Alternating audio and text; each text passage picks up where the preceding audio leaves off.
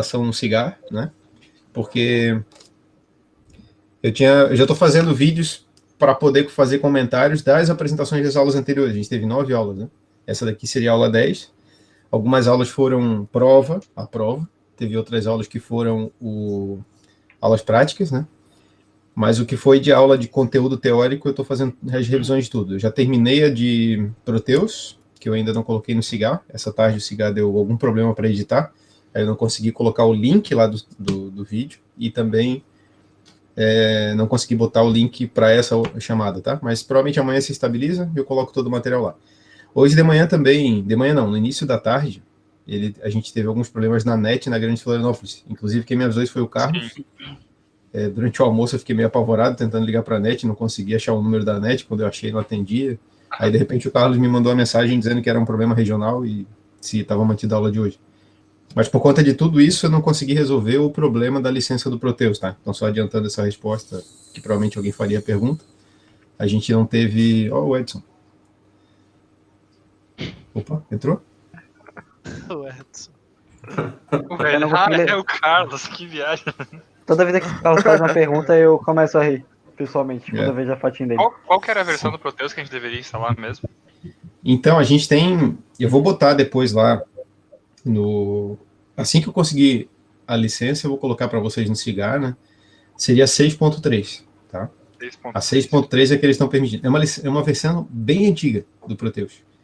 Eu acho até meio sacana deles fazerem isso, porque a gente já está na versão 8. A gente vai... Vocês estão vendo lá que a gente usou em aula, a versão 8, ela é um ambiente integrado. Então, quando tu acessa o Proteus, tu já consegue, lá nos menus, dizer o que tu quer fazer, se é um esquemático, se é um layout, enfim. Nas versões 7 e anterior não era assim.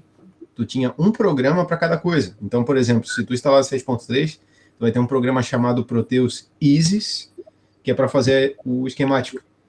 E tem um programa chamado Proteus Ares, que é para fazer o layout. Tá? Ícone diferente, acessa pelo menu inicial diferente. Eles são meio integrados, mas não tanto quanto nas versões 8 em diante. Então, os caras disponibilizarem a versão 6 é meio, sei lá. Não sei exatamente entre as versões 8.6, 8.9 e 8.2, qual que seria mais apropriada? Cara, então, essas versões, geralmente, entre pequenas versões assim, não tem uma grande modificação de software, tá?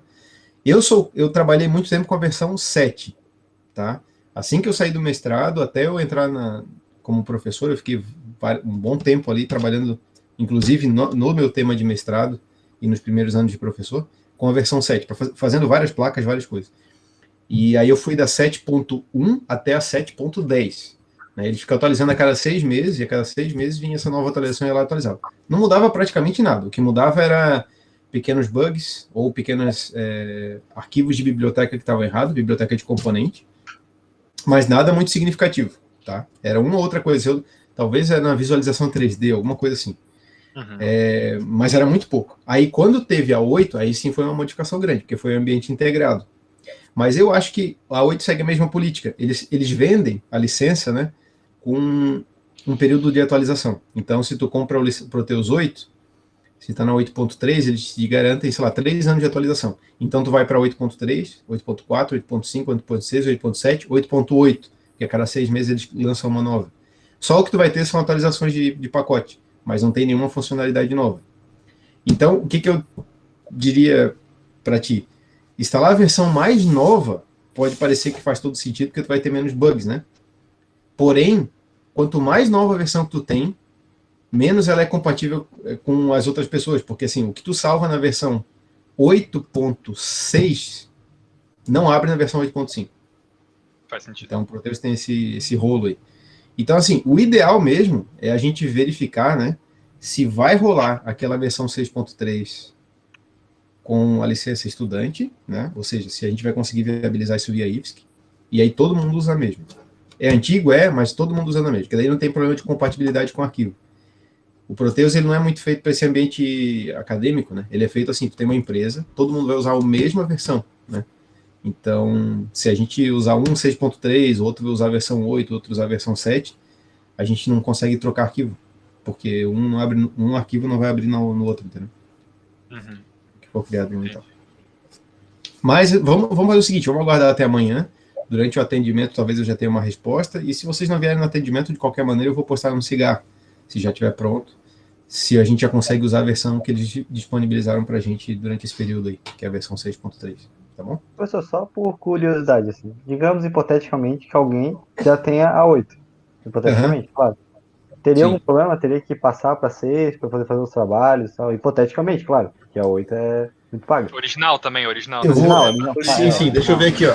Eu tenho um amigo que trabalha na universidade, deixa eu ver, deve ser talvez o mesmo amigo de vocês, ele trabalha na Universidade de Glasgow, na Inglaterra, Isso. né? Tá, deixa eu ver aqui se é a Isso. mesma que eu tenho Esse aqui. aí, por esse favor. aí mesmo. Ó. Esse aí. Ah, aquele cara é muito gente boa, mano. Cara, gente boa, né? Vou até mandar um zap aqui pra ele. Só um pouquinho. Eu tô vendo aqui no outro computador, só um minuto. Ô, Dani, qual que é a tua versão? Eu não tenho versão, porque Qual que é a versão eu não que tu gostaria tenho. de ter, se é que tu me entende? Eu gostaria de ter a versão 8.3, se eu não me engano. 8.2, 8. alguma coisa, assim. Ó, a eu 8.3. falei agora com esse amigo meu russo aí, ele tem a versão 8.6 SP2, né? Tá, No computador dele. 8.6, E meu aí ele amigo, disse tá. que ele disse que tem no computador dele. E aí, se alguém mandar arquivo para mim, no caso, para minha aula, eu peço para esse meu amigo russo abrir no computador dele. 8.6 Fechou. SP2 tá tranquilo, tá? É a Independente mesma de qualquer versão coisa, eu que vou a conseguir minha, abrir. Perfeito. Tá bom? Magnífico. Até se alguém tiver o contato do russo aí para passar para os colegas de vocês, né? Que é um russo Não, pode bilionário. deixar, Aí, eu vou mandar pra eles aqui agora. O pessoal dá Beleza. uma olhadinha no WhatsApp, tá? Isso, É bom isso, o arquivo, pode eu peguei mandar. dele. Abramovich, mandei. Abramovich. Bravo, Então, o- eu vou ter que ver então, porque eu tenho um outro amigo meu russo que tem o 8.0, então eu vou ver com outro amigo meu pra ele me ajudar. Isso, quem sabe. Esse teu russo aí tá muito atrasado. atrasado. É que, meu- Depois é pra que ele meu mandar russo- naquele grupo do Telegram que a gente não usa. Do Telegram, hein? Claro, Tá pode bom. deixar. Ó, um beijo pro Arthur. Claro. Beijo, Arthur. Tá Obrigado, gravado? amigo. Beijo. Eu sei, o Arthur tá me pedindo um beijo, então aí, Arthur, vai ficar Tá bom. gravado. Tá gravado o beijo. Tá? Então, beleza, gente. Vou começar a aula então, rapidinho. Bora. Tá, gente? Essa é uma aula mais teórica, só que é importante tirar dúvida, né? E vamos tentar fazer ela não se estender muito. Mas essa aula vai ser totalmente teórica, a próxima aula vai ser meio teórica, meio prática. Não tem como fugir, tá, gente? A gente vai falar de transistor. Transistor é o ponto central da eletrônica, né? Símbolo de muito curso, né? Inclusive lá no IFSC, o curso de eletrônica, o símbolo era um transistor durante muito tempo, porque é o componente que simboliza a diferença entre eletrônica e outras áreas de conhecimento. Não tem jeito. Então, essa aula é muito importante. A gente vai ter que falar um pouco sobre teoria, tá certo? Mesmo assim, vocês vão ver que eu vou estar resumindo muito. A maior parte do tempo eu vou estar mostrando para vocês o que eu posso ceifar, né? Ó, aqui a gente não vai entrar, aqui a gente não vai entrar, mas o mínimo ali vocês vão ver que a gente tem que discutir e seja importante, e vai ser muito importante vocês aprendam, beleza? Então vamos tentar aí aproveitar essa aula de hoje. Só para rever rapidinho, né? Porque, lembrando, o transistor é um semicondutor, então a gente volta rapidamente para falar sobre o diodo, porque o diodo é o quê? Dois materiais semicondutores, dopados com impureza, do tipo P e do tipo N, que quando eles estão juntos, né? A gente então tem uma junção que, quando a gente aplica uma diferença de potencial negativo no material do tipo P, positivo no material do tipo N, ele não permite a circulação de corrente. Né? Só um minutinho, gente.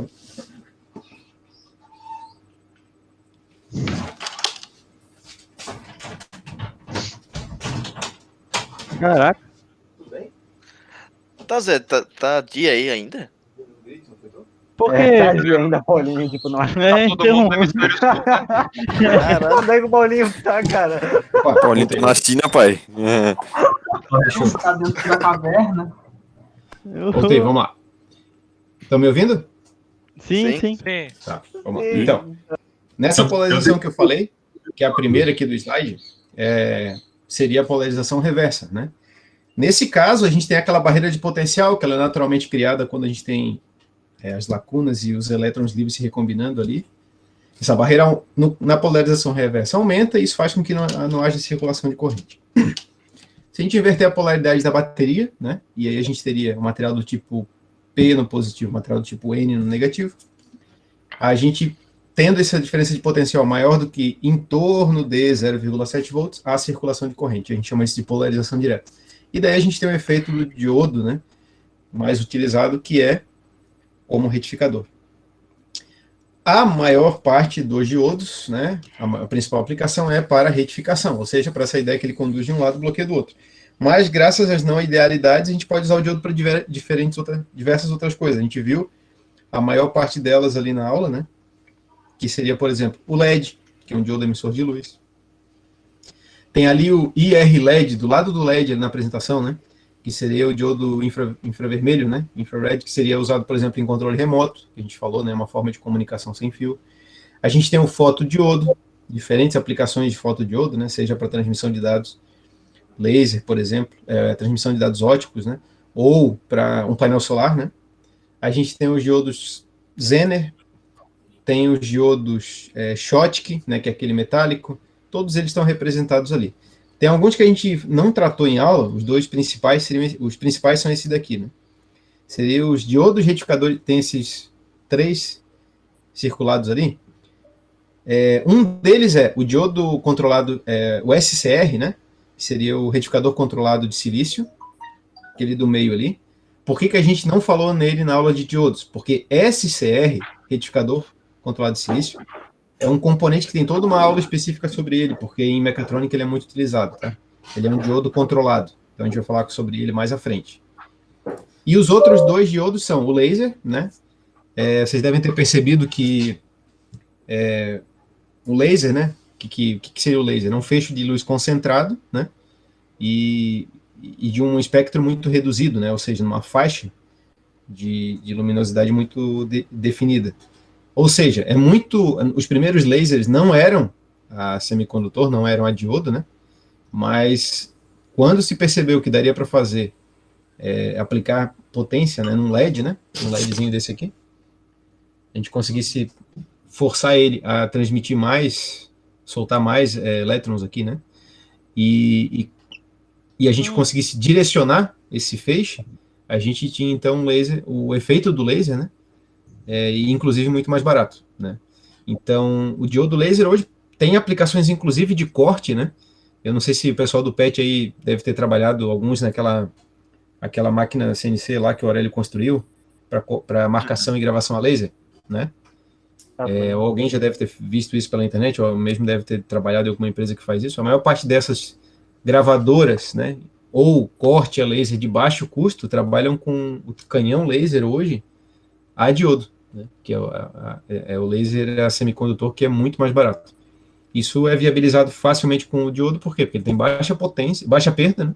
Então ele aquece menos, em comparação com outros tipos de laser, e ele também tem, naturalmente, um feixe de luz reduzido, né?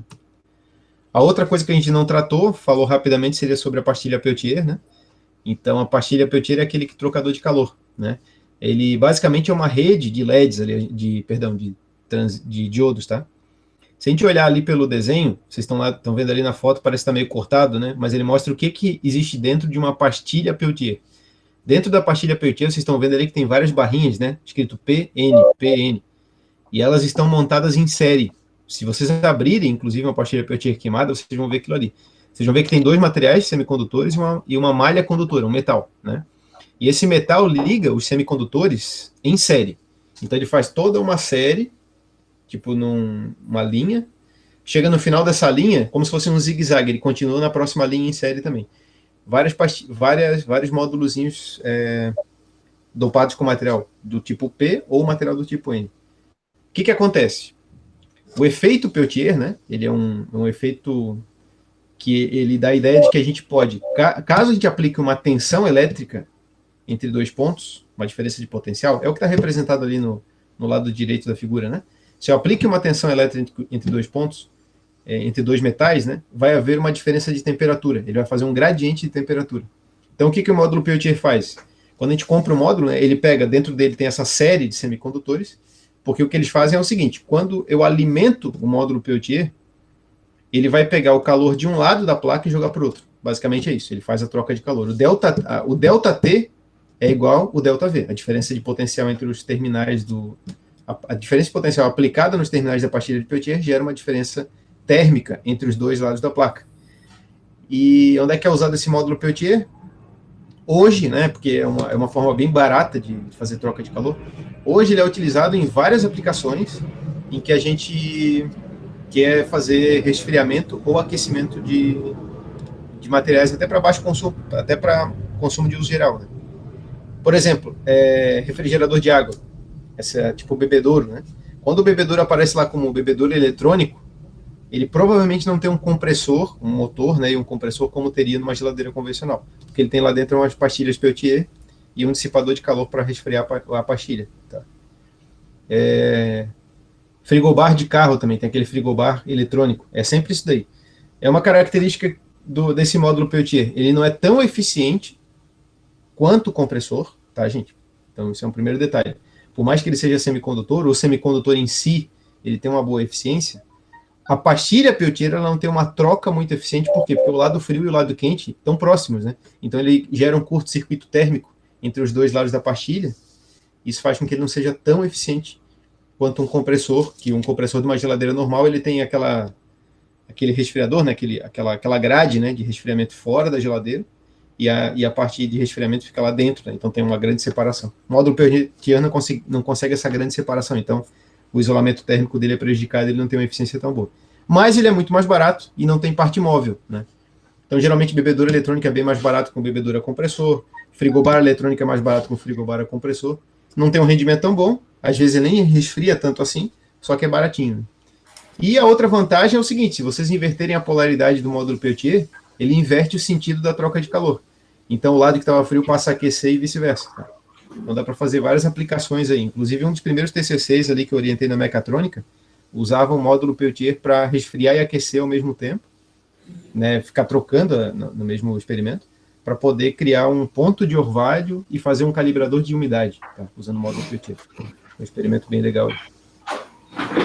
E aí, então, terminando aqui com a pastilha Peltier, a gente falou sobre todos os semicondutores, diodos semicondutores especiais que a gente pode ver, tá? Então, só para voltar nesse daqui, né? Tudo aqui a gente já tratou, exceto o SCR, que a gente vai ver numa aula mais à frente. Beleza, gente?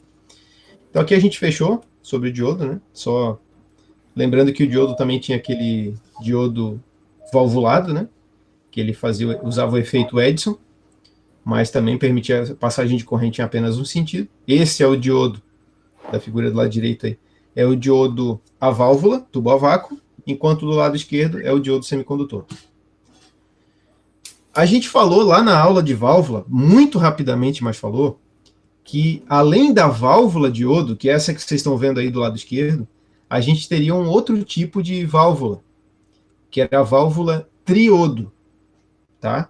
Essa daí eu falei muito rapidamente, mas qual que era a ideia dessa válvula triodo? Se vocês olharem a válvula diodo do lado esquerdo, vocês vão ver que ela tem o quê? Tem um filamento ali para aquecer. O filamento ele está aquecendo uma superfície que a gente chama de cátodo, e essa superfície ela consegue, por estar aquecida, liberar elétrons para a camada, para a placa de cima, que é o ânodo. E aí por isso que fecha a corrente, né? Está polarizado diretamente. Isso é a válvula diodo. Essa é o equivalente ao diodo que a gente viu em aula, que a gente ensaiou no laboratório, etc. O que era a válvula triodo, que é a válvula que vocês estão vendo do lado direito da imagem? É muito parecida, só que percebam que ela tem ali no meio, além do ânodo e do cátodo, ela tem uma grade. Estão vendo? E o que aquela grade faz? Aquela grade ali, o desenho inclusive tenta exemplificar isso daí, o nome dela é grade, né? Grid do inglês, porque ela realmente é uma malha, assim, como se fosse uma gradezinha, tipo uma grelha de churrasqueira, né? A ideia é que, assim, quando eu aplico uma diferença de potencial na grade em relação ao cátodo, tá? Vocês podem ver que tanto a grade, ela tem uma fonte ali, e ela está aterrada de um lado, e o cátodo também está aterrado. Dependendo do potencial que eu aplico nessa grade, eu vou permitir ou não a passagem dos elétrons no diodo polarizado reversamente, o que seria o equivalente ao diodo, né? Então a ideia é que essa grade, gente, ela controla, veja que a grade ali tem uma malha separada, se a gente fosse olhar na imagem, tem a grade, tem uma fonte VE, que é uma fonte de corrente alternada, e tem o GND, que é comum para o filamento e para o cátodo, aliás, para a grade e para o cátodo. Aquela malha, grade, VE, cátodo, é diferente da malha cátodo fonte 2, F2 e ânodo, né? Além de ter um resistorzinho ali. São malhas distintas. Mas o que acontece é o seguinte, a tensão na grade, ou seja, a tensão aplicada na malha da grade, controla a corrente na malha ligada entre o ânodo e o cátodo da fonte F2. Então, a ideia ali é que uma malha é dependente da outra, ou seja, uma malha controla a corrente da outra. E por isso, eu posso garantir que com essa válvula triodo, uma malha que tenha, por exemplo, um microfone, controle a corrente numa malha que tem, por exemplo, um alto-falante, tá?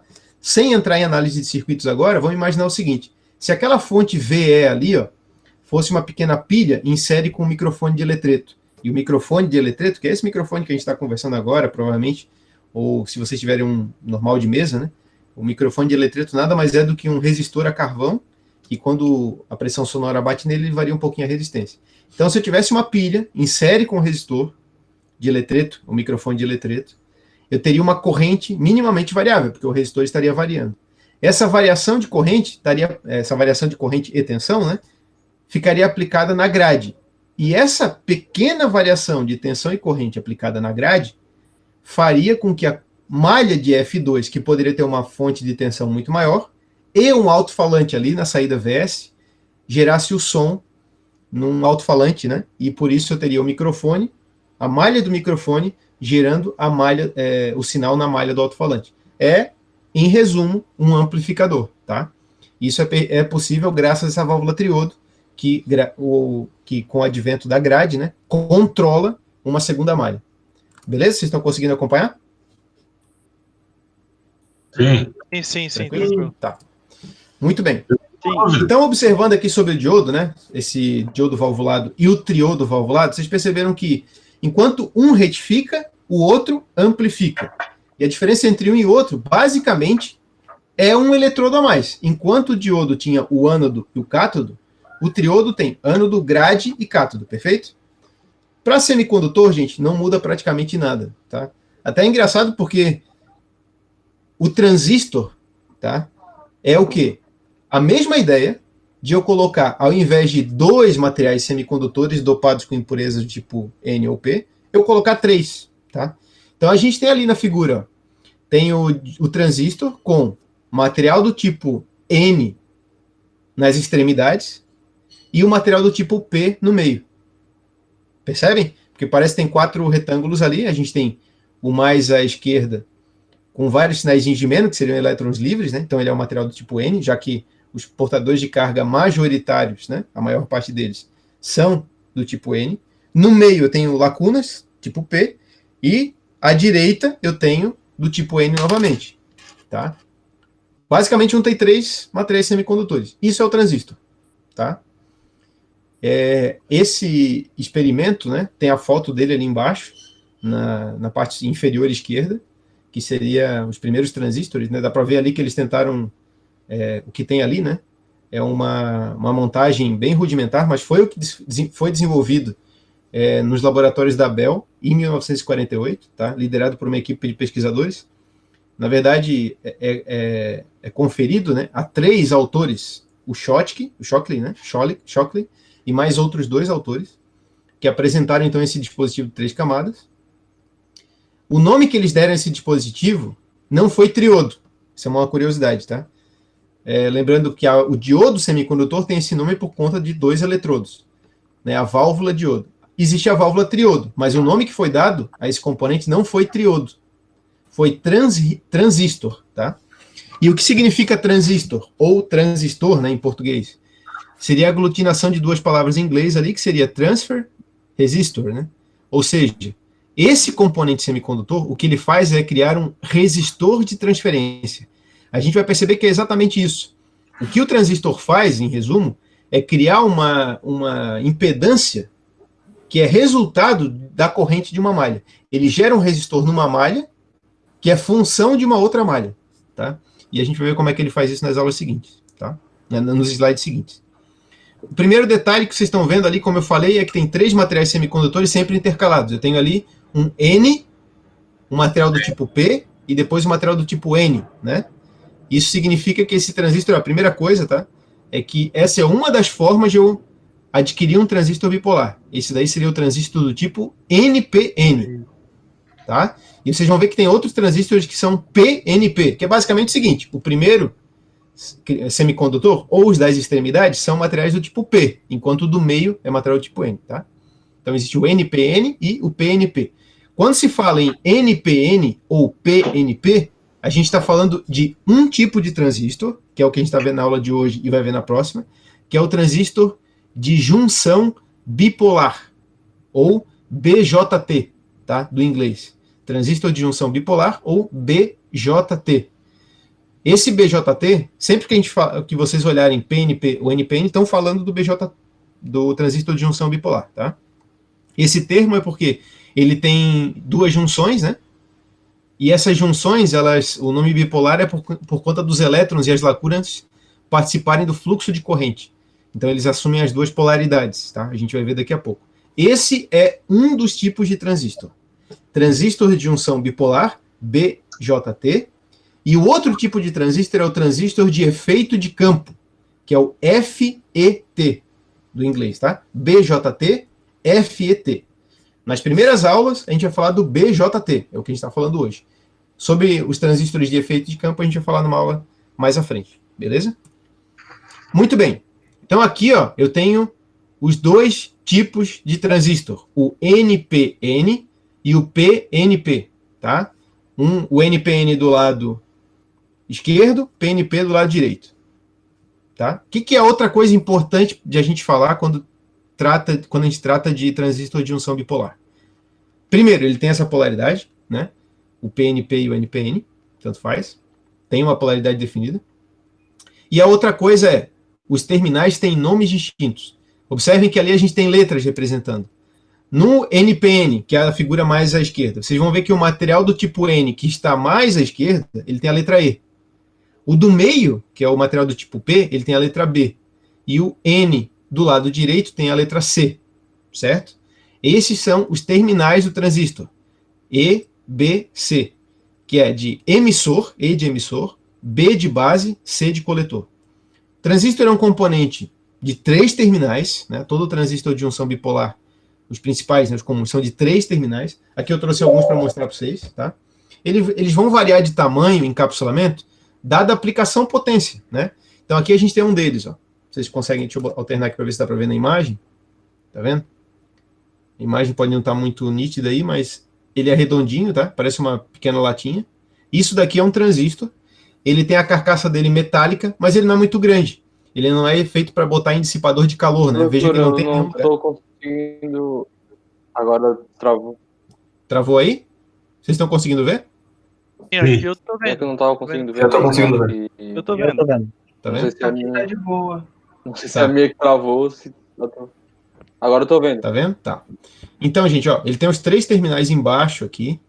Deixa eu abrir um pouco mais para ver. A câmera tá um pouco escura. Aqui, ó. Eu abri bem os terminais dele. Deixa eu fixar em ti. Tá? Aqui, ó. Ele tem 3 terminaizinhos. E ele tem um chanfro. Aí vai ser bem difícil de ver, mas ele tem uma pontinha bem aqui em cima, aqui, ó. Aqui, ó. Tá? Dá pra ver. Dá pra ver se. Tá. Essa pontinha, quando a gente olha o datasheet, Qual que é o modelo dele? Dá pra pesquisar no Google, talvez? tá? Esse aqui é o BC, B de bola, C de casa, 140, tá? BC 140. Esse transistor aqui, aquela pontinha que eu mostrei para vocês, se vocês olharem o datasheet, ele vai mostrar uma foto olhando de cima o transistor, né? Ou de baixo, assim, na verdade. E ele vai mostrar essa pontinha. Por quê? Porque ela vai representar para vocês o que é cada terminal. Se vocês olharem na parte de baixo do transistor, ele tem uma resina, que dá para ver que tá brilhando aí, né? Essa resina é uma resina não condutora, material isolante, e os terminais saem dali, mas não tem nada escrito. Eu não sei qual que é o terminal coletor, nem a base, nem o emissor. Para eu descobrir o terminal, eu tenho que olhar o datasheet, e o datasheet vai me dizer, olha, esse que está mais próximo do chanfro, ele é o coletor. O seguinte é a base e o outro é o emissor, por exemplo, tá? Então, o transistor, para a gente poder descobrir quais são os terminais, a gente tem que olhar o datasheet. E daí vai uma coisa bem importante, que a gente vai falar bastante na aula que vem, tá? Ela vai ser uma aula teórica / prática exatamente por isso. Transistor não tem como escapar. A gente nunca consegue descobrir os dados dele, porque ele também é um componente não linear. Eu não consigo olhar linhas, né, de cores por ele, descobrir qual que é o valor dele, como a gente pode fazer com transistor e capacitor. Eu tenho que recorrer ao datasheet para ver as características dele. A gente já tinha que olhar o datasheet para o diodo, vocês lembram? Que daí o diodo tem lá tensão direta, máxima, tensão reversa máxima, corrente máxima, velocidade de comutação. O diodo a gente precisa olhar o código dele para a internet para ver quais são as características. Mas no diodo, pelo menos no diodo, tem alguma coisa que me diz qual que é o ânodo e qual que é o cátodo. Tem uma linhazinha, né? Então o diodo tinha uma faixinha branca ou preta. No caso do transistor, não tem jeito. Eu tenho que, a não ser que eu já conheça o transistor, que eu seja um cara que de cabeça lembre das coisas, mas se for pela primeira vez que eu olhar ali, BC 140, eu vou olhar embaixo dele, eu não vou conseguir identificar qual que é o emissor, qual que é a base, qual que é o coletor. Por mais que esse encapsulamento aqui, gente, possa ser usado por outros transistores, a ordem não é a mesma. Inclusive tem um modelo que muda de um para o outro só porque muda a ordem dos pinos. Tá? Então a gente sempre tem que olhar o datasheet e lá na primeira página vai dizer o que é o emissor, qual que é a base, qual que é o coletor. Bom, esse encapsulamento, ele é isolante embaixo e metálico em cima. Se ele é metálico, a primeira coisa que a gente pode imaginar é o seguinte, não, ele é metálico para dissipar calor, né? Porque geralmente os componentes que tem a parte metálica para dissipar calor. Nesse caso, não é. Ele tem esse metal aqui, que não tem uma boa característica de dissipação e não é muito bom para fixar em dissipador, ele só é metálico para ser blindado. Porque provavelmente ele é utilizado em alta comutação, vai ser utilizado para sistemas de comunicação de rádio, alguma coisa assim, e por isso qualquer ruído pode interferir no funcionamento dele, né? Ele pode ser suscetível a ruídos eletromagnéticos. Então ele tem essa carcaça metálica por isso. Outros transistores não teriam esse problema, né? Então aí a gente vai ter... Eu acabei não pegando o menorzinho. Não peguei. Deixa eu ver se está aqui. Tá aqui. Esse aqui é um já tradicional. Esse daqui tem um outro encapsulamento. Ó. Esse aqui é o que a gente chama de encapsulamento TO92. Ele é bem pequenininho, só para vocês terem uma ideia de tamanho, né? Em comparação ao primeiro. Tá vendo? E ele é todo feito de... Ó, ele parece uma meia-lua, né? Ele tem uma face... Ele é cortado, assim, olhando de cima. E ele tem uma face reta. Nessa face reta eu consigo ler. O modelo desse cara aqui é BC337, tá? Ordem dos pinos, mesma coisa. Eu tenho que olhar lá na internet, ver o datasheet dele, para ver qual que é a ordem. Aí a ordem vai me dizer o seguinte, olhando de frente dele, né, essa parte chanfrada, não tem o código, ele vai me mostrar uma sequência. Então é muito comum, quando trabalha na área técnica, assim, o cara pega o transistor, qual que é a polaridade do BC337? Aí alguém te fala, CBE. O que significa CBE? Olhando de frente, CBE, coletor, base, emissor. Ou BCE, BCE, base, coletor, emissor. Olhando de frente, o cara vai dizer para vocês as 3 letras e qual que é a ordem. Vale a pena arriscar? Não, porque se vocês errarem, né, numa montagem prática, o transistor queima fácil, tá? Ele é muito fácil queimar, porque cada um desses terminais, apesar de 2 deles, né, parece terem o mesmo tipo de cristal, não, eles têm o mesmo número de portadores. Pode ser dois tipos N. Mas o nível de dopagem é bem diferente. Então, se eu inverter 2 polaridades ali, ele vai queimar, tá? Mas esse CBE, BCE, EBC, né, emissor, base e coletor, vai ser olhando esse cara de frente. E aí tem outros, né? Esse daqui, por exemplo, não tem... Ele é todo feito de baquelite, né? Esse material, esse polímero aqui. Ele é um transistor muito barato, ele custa centavos, mas ele não tem isolamento e não tem dissipação de potência. Para dissipação de potência, a gente vai ter esse carinha aqui. Tá? Olhando do lado aqui, ó. Esse primeiro, encapsulamento, esse eu sei os nomes ainda. TO92. TO92 é o formato físico, encapsulamento. Esse aqui, TO220, é parecido com aquele regulador de tensão que vocês devem ter usado lá na fonte do Jean, né? Tá aqui, ó. Também é baquelite, tá? Então o transistor, a junção tá aqui. Plástico, né? Polímero, né? Porém, do outro lado dele, que o semicondutor está montado numa superfície metálica, e essa superfície metálica pode ser fixada num dissipador de calor, tem até o furinho para isso. Logo, ele vai servir para trocar calor da junção com algum metal, ou seja, provavelmente ele é feito para aquecer mais. Se ele é feito para aquecer mais, a gente chama de transistor de potência. Aí a gente vai ter esse tipo também, que é bem maior, tá? A gente vai ter esse tipo também, que é bem maior, e assim por diante, tá? Esse daqui, esse último aqui, é um 2SA 130, tá? Esse transistor aqui é usado em rádio comunicador, geralmente rádio de comunicação, rádio de polícia, rádio de bombeiro ou rádio amador, né? Eu tenho aqui em casa, porque eu tenho bastante rádio aqui de... Não fico fazendo escuta da polícia, não, rádio amador mesmo. Mas aí eu preciso usar esse cara. Esse cara aqui, por exemplo, é um transistor que ele pode chavear em alta frequência até 150 watts. É muita coisa. Mas ele precisa de um grande dissipador. Na verdade, no rádio, a carcaça inteira do rádio está grudada nele. Né? Ou ele está grudado na carcaça para dissipar bastante calor. Mas esse cara aqui, esse transistorzinho aqui, ele custa aí na ordem de 80, 160 reais, dependendo de onde consegue comprar. Esse cara aqui pode custar 15 centavos. Então, essa é a diferença básica entre eles. E dos encapsulamentos. Né? Quando a gente olha o encapsulamento, ele não é à toa que ele tem esse encapsulamento diferente. Aqui eu mostrei só alguns para vocês, tá?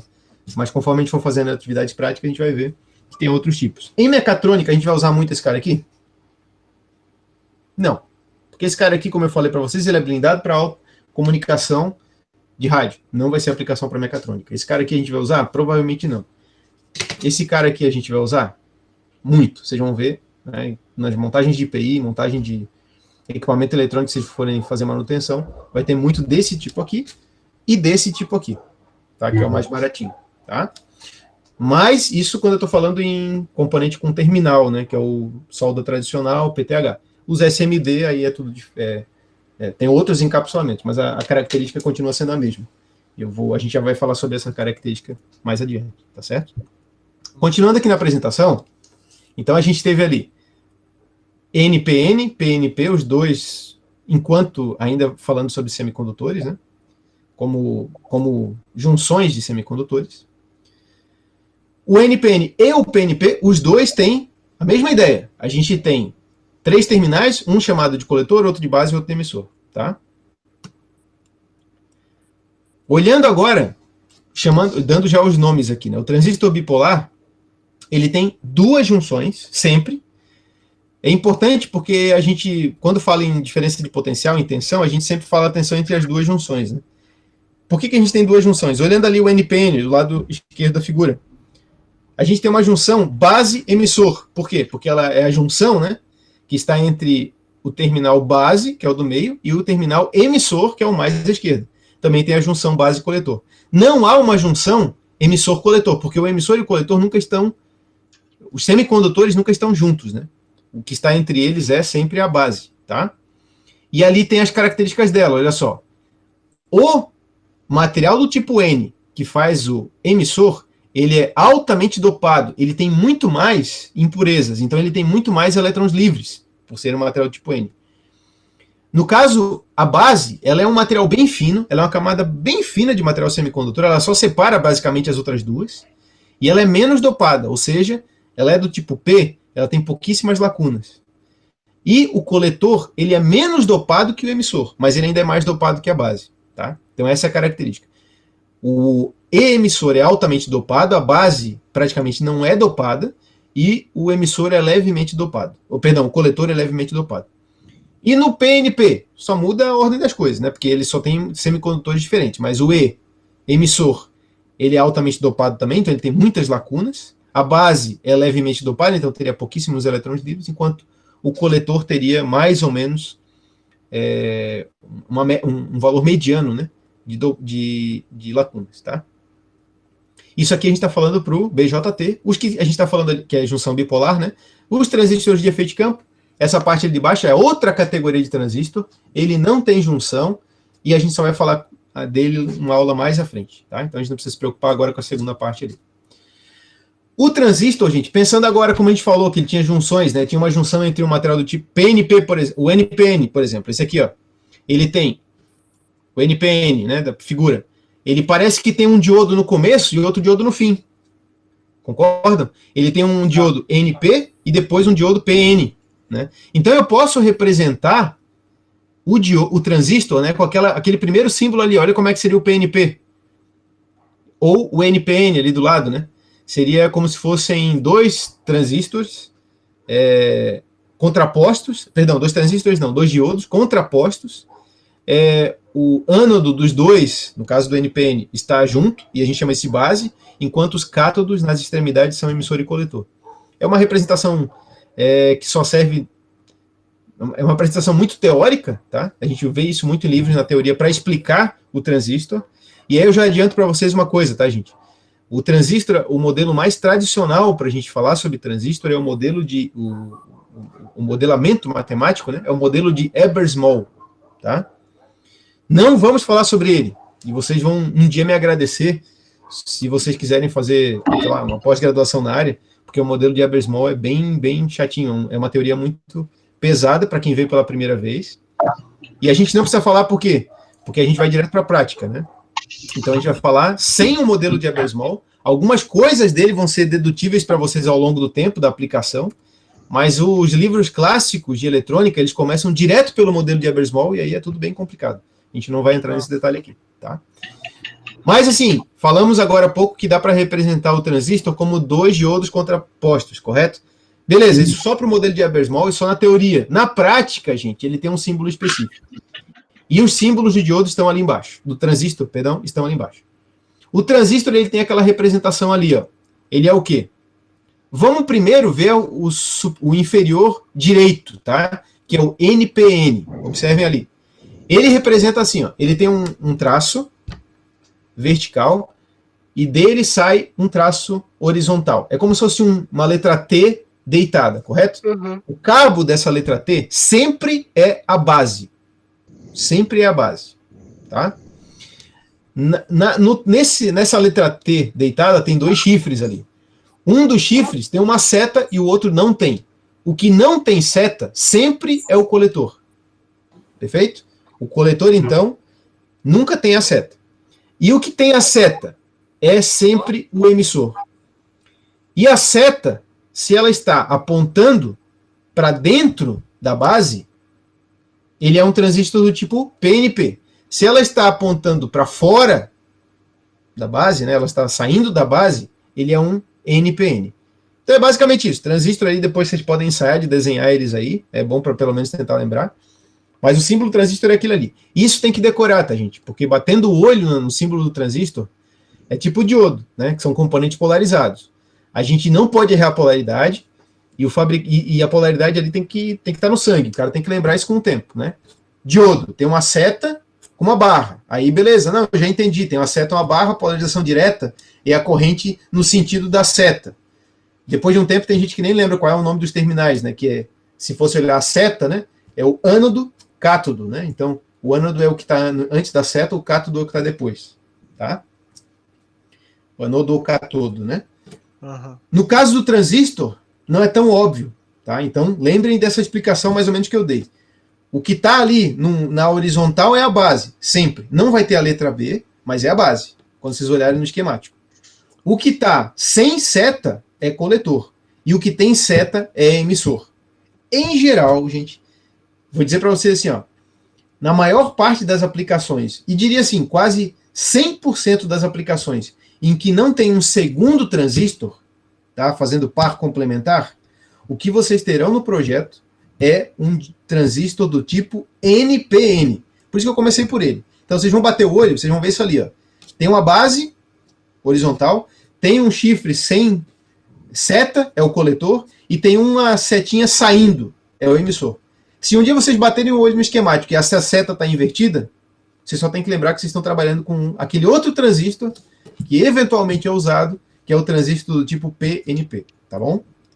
Ok. Muito bem.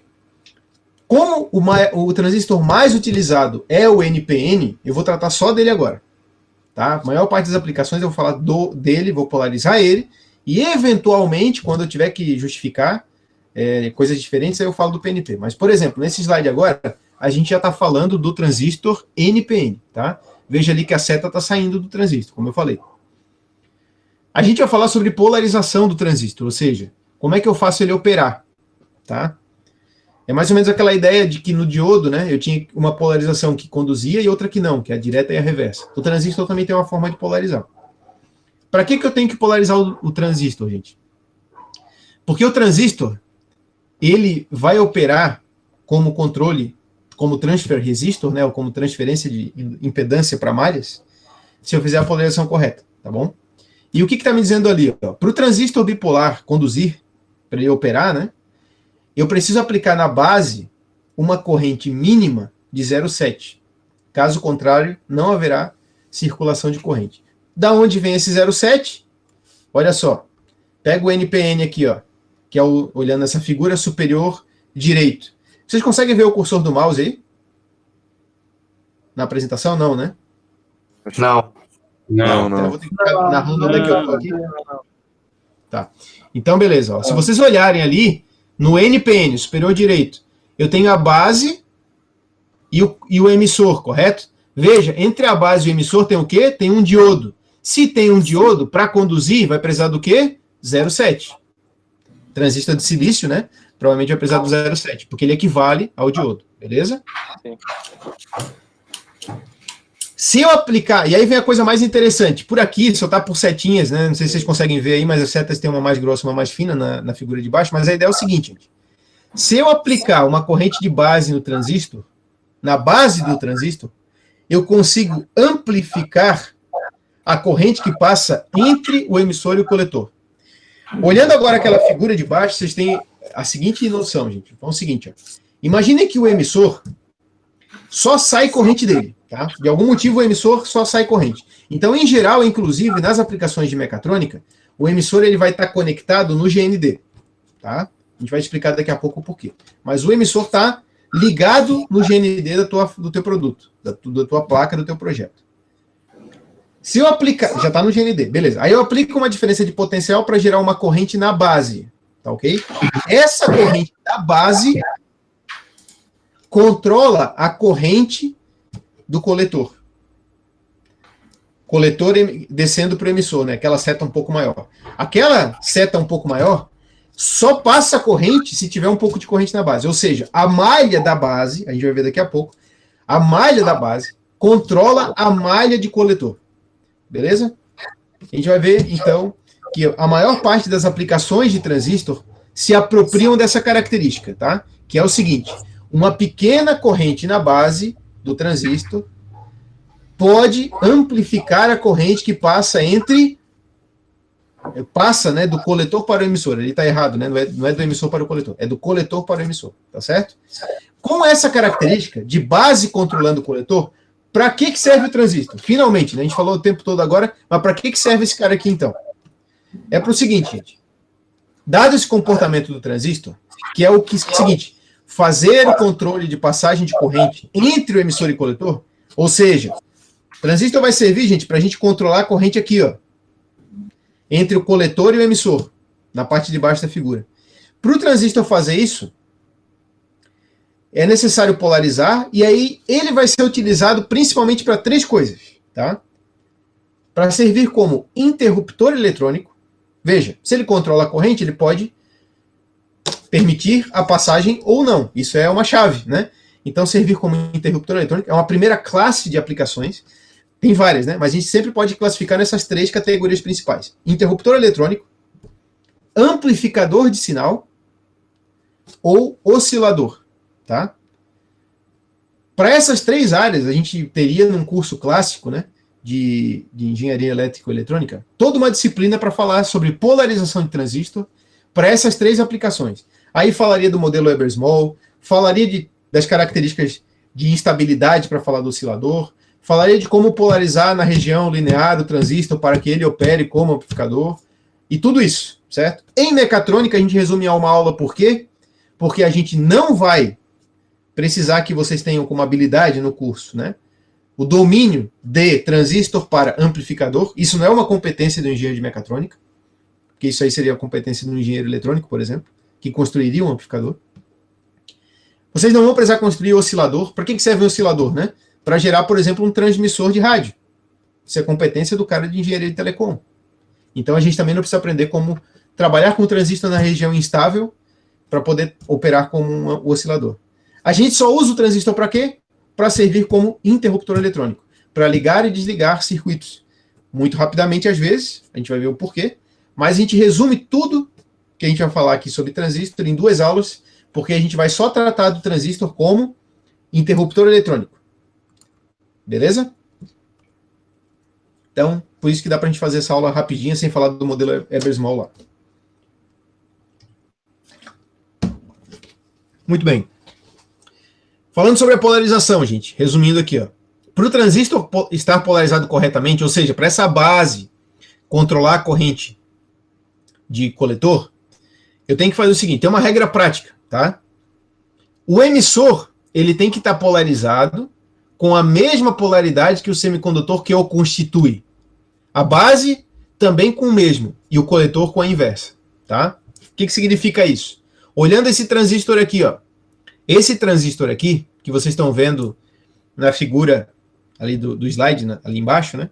Ele tem potencial positivo em cima, negativo embaixo, tem 2 resistores, e vocês observam o seguinte, o RC é o resistor de coletor, né? Por quê? Porque ele está ligado lá no coletor, estão vendo?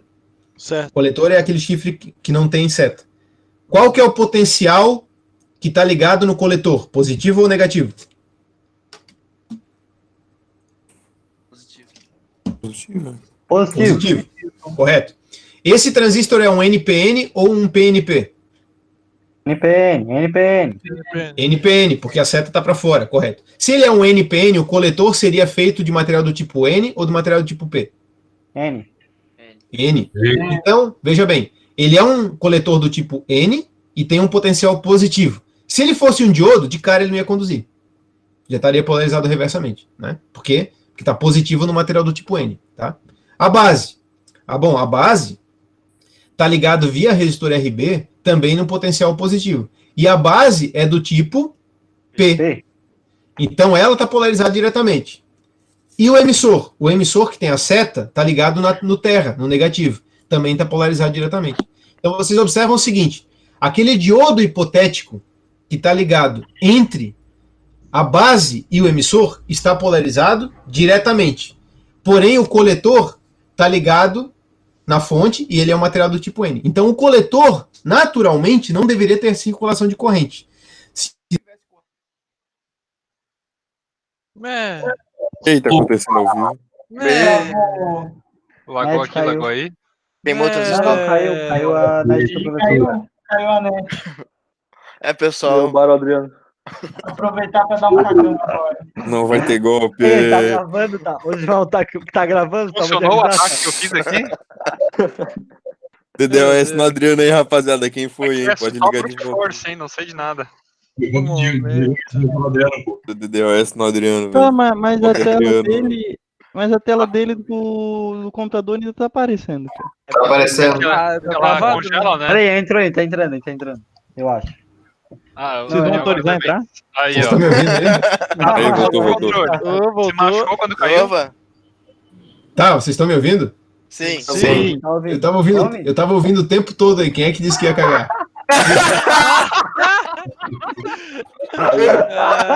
Eu acho que aqui já saiu, né? Eu acho que já... Adivinha. Altamente desconfortável saber que alguém está cagando enquanto eu tô dando aula. O microfone tá silenciado. Nengon. Quê? Aquele Tá. eco de banheiro. Eu não sei o que aconteceu, mas acho que o que aconteceu aqui foi que desconectou a minha câmera, tá? Ah, tá. Foi só isso. Mas eu O tô. áudio Deixa eu tentar tava ativar normal. aqui a câmera novamente. É que não Essa tá é boa conseguindo pra saber ativar. se o pessoal tá vendo ou não, né? Tu sai um pouquinho e vê se o pessoal reage. Tá ligado, ninguém fala nada. Ninguém percebeu que a apresentação continuou, né? Todo mundo ignora. Ó, eu gostei da piada, gente. Dani, tá roxo, cara. Calma, dá pra ver até pela câmera. Tá, é o seguinte, gente, ó. Eu vou ficar mudo um tempo, porque eu tô pegando áudio pela câmera. Não sei o que aconteceu. Mas só vou mudar ela aqui de USB, tá? Mas eu continuo ouvindo aqui. Tá bom? Tá E show, aí, puxou o cabo. Dani? Como é que tá aí, pô? Agora tem o meu Esse foco, motor. hein? Te botei como Ele foco. falando, ele não tá ouvindo. Vai postar que o Esse Dani ficou motor- vermelho, velho. É, eu Tá tô vendo vendo na o Dani câmera? aqui, pô. Vocês tô estão vendo- com meu foco, né? Eu sei, minha. Todo mundo Fechou aí? chama a minha imagem. Fechou. Bora, agora sim, voltou. Retornei. É tipo, Vamos lá. Bora. Bora. pode tirar o foco. Seguindo então, tá? Olha só, então, olha só. Vamos imaginar o seguinte. Aqui, ó. Só uma sugestão. Já limparam a bunda aí? Vamos pro próximo slide mudar. É o João, foi o João. Ele já voltou, ele já Aí, ó. voltou. Voltou. Ô, professor, uma sugestão pro próximo slide Mais mudar a leve. cor do Do coletor, né? coletor. Tá, é verdade, tem que mudar aqui. Deixa eu até fazer isso aqui enquanto o coleguinha de vocês limpa a bunda, porque eu tô com a apresentação aqui aberta. Ai, meu Deus. Tá liberando espaço pra janta. Ah, vamos dar o coleguinha que o professor tava escutando tudo, só pra avisar. Puta merda. Ai, ai. Não, tá não, vamos chamar de cagão. Tá gravado isso, tá? Realmente, tá gravando. Tá gravado, tá Essa é a gravado. melhor. Tá gravado. A gente vai poder assistir quantas vezes quiser. Vai no making off vai no Ainda making bem que o vídeo of the ED. tem como ser cortado, né, gurizada?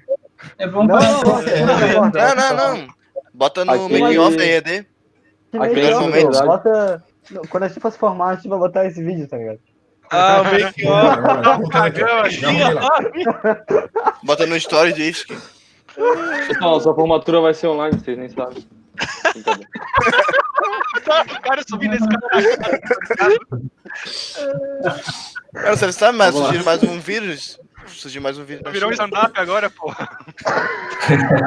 Aqui, gente, vamos lá. Bora. Eu atualizei ali na apresentação que eu vou mandar para vocês depois ali, tá? Que eu vou botar no cigarro. Mas seguindo aqui, estão me ouvindo, né? Sim. Sim. Vamos lá. Então, assim, gente, ó.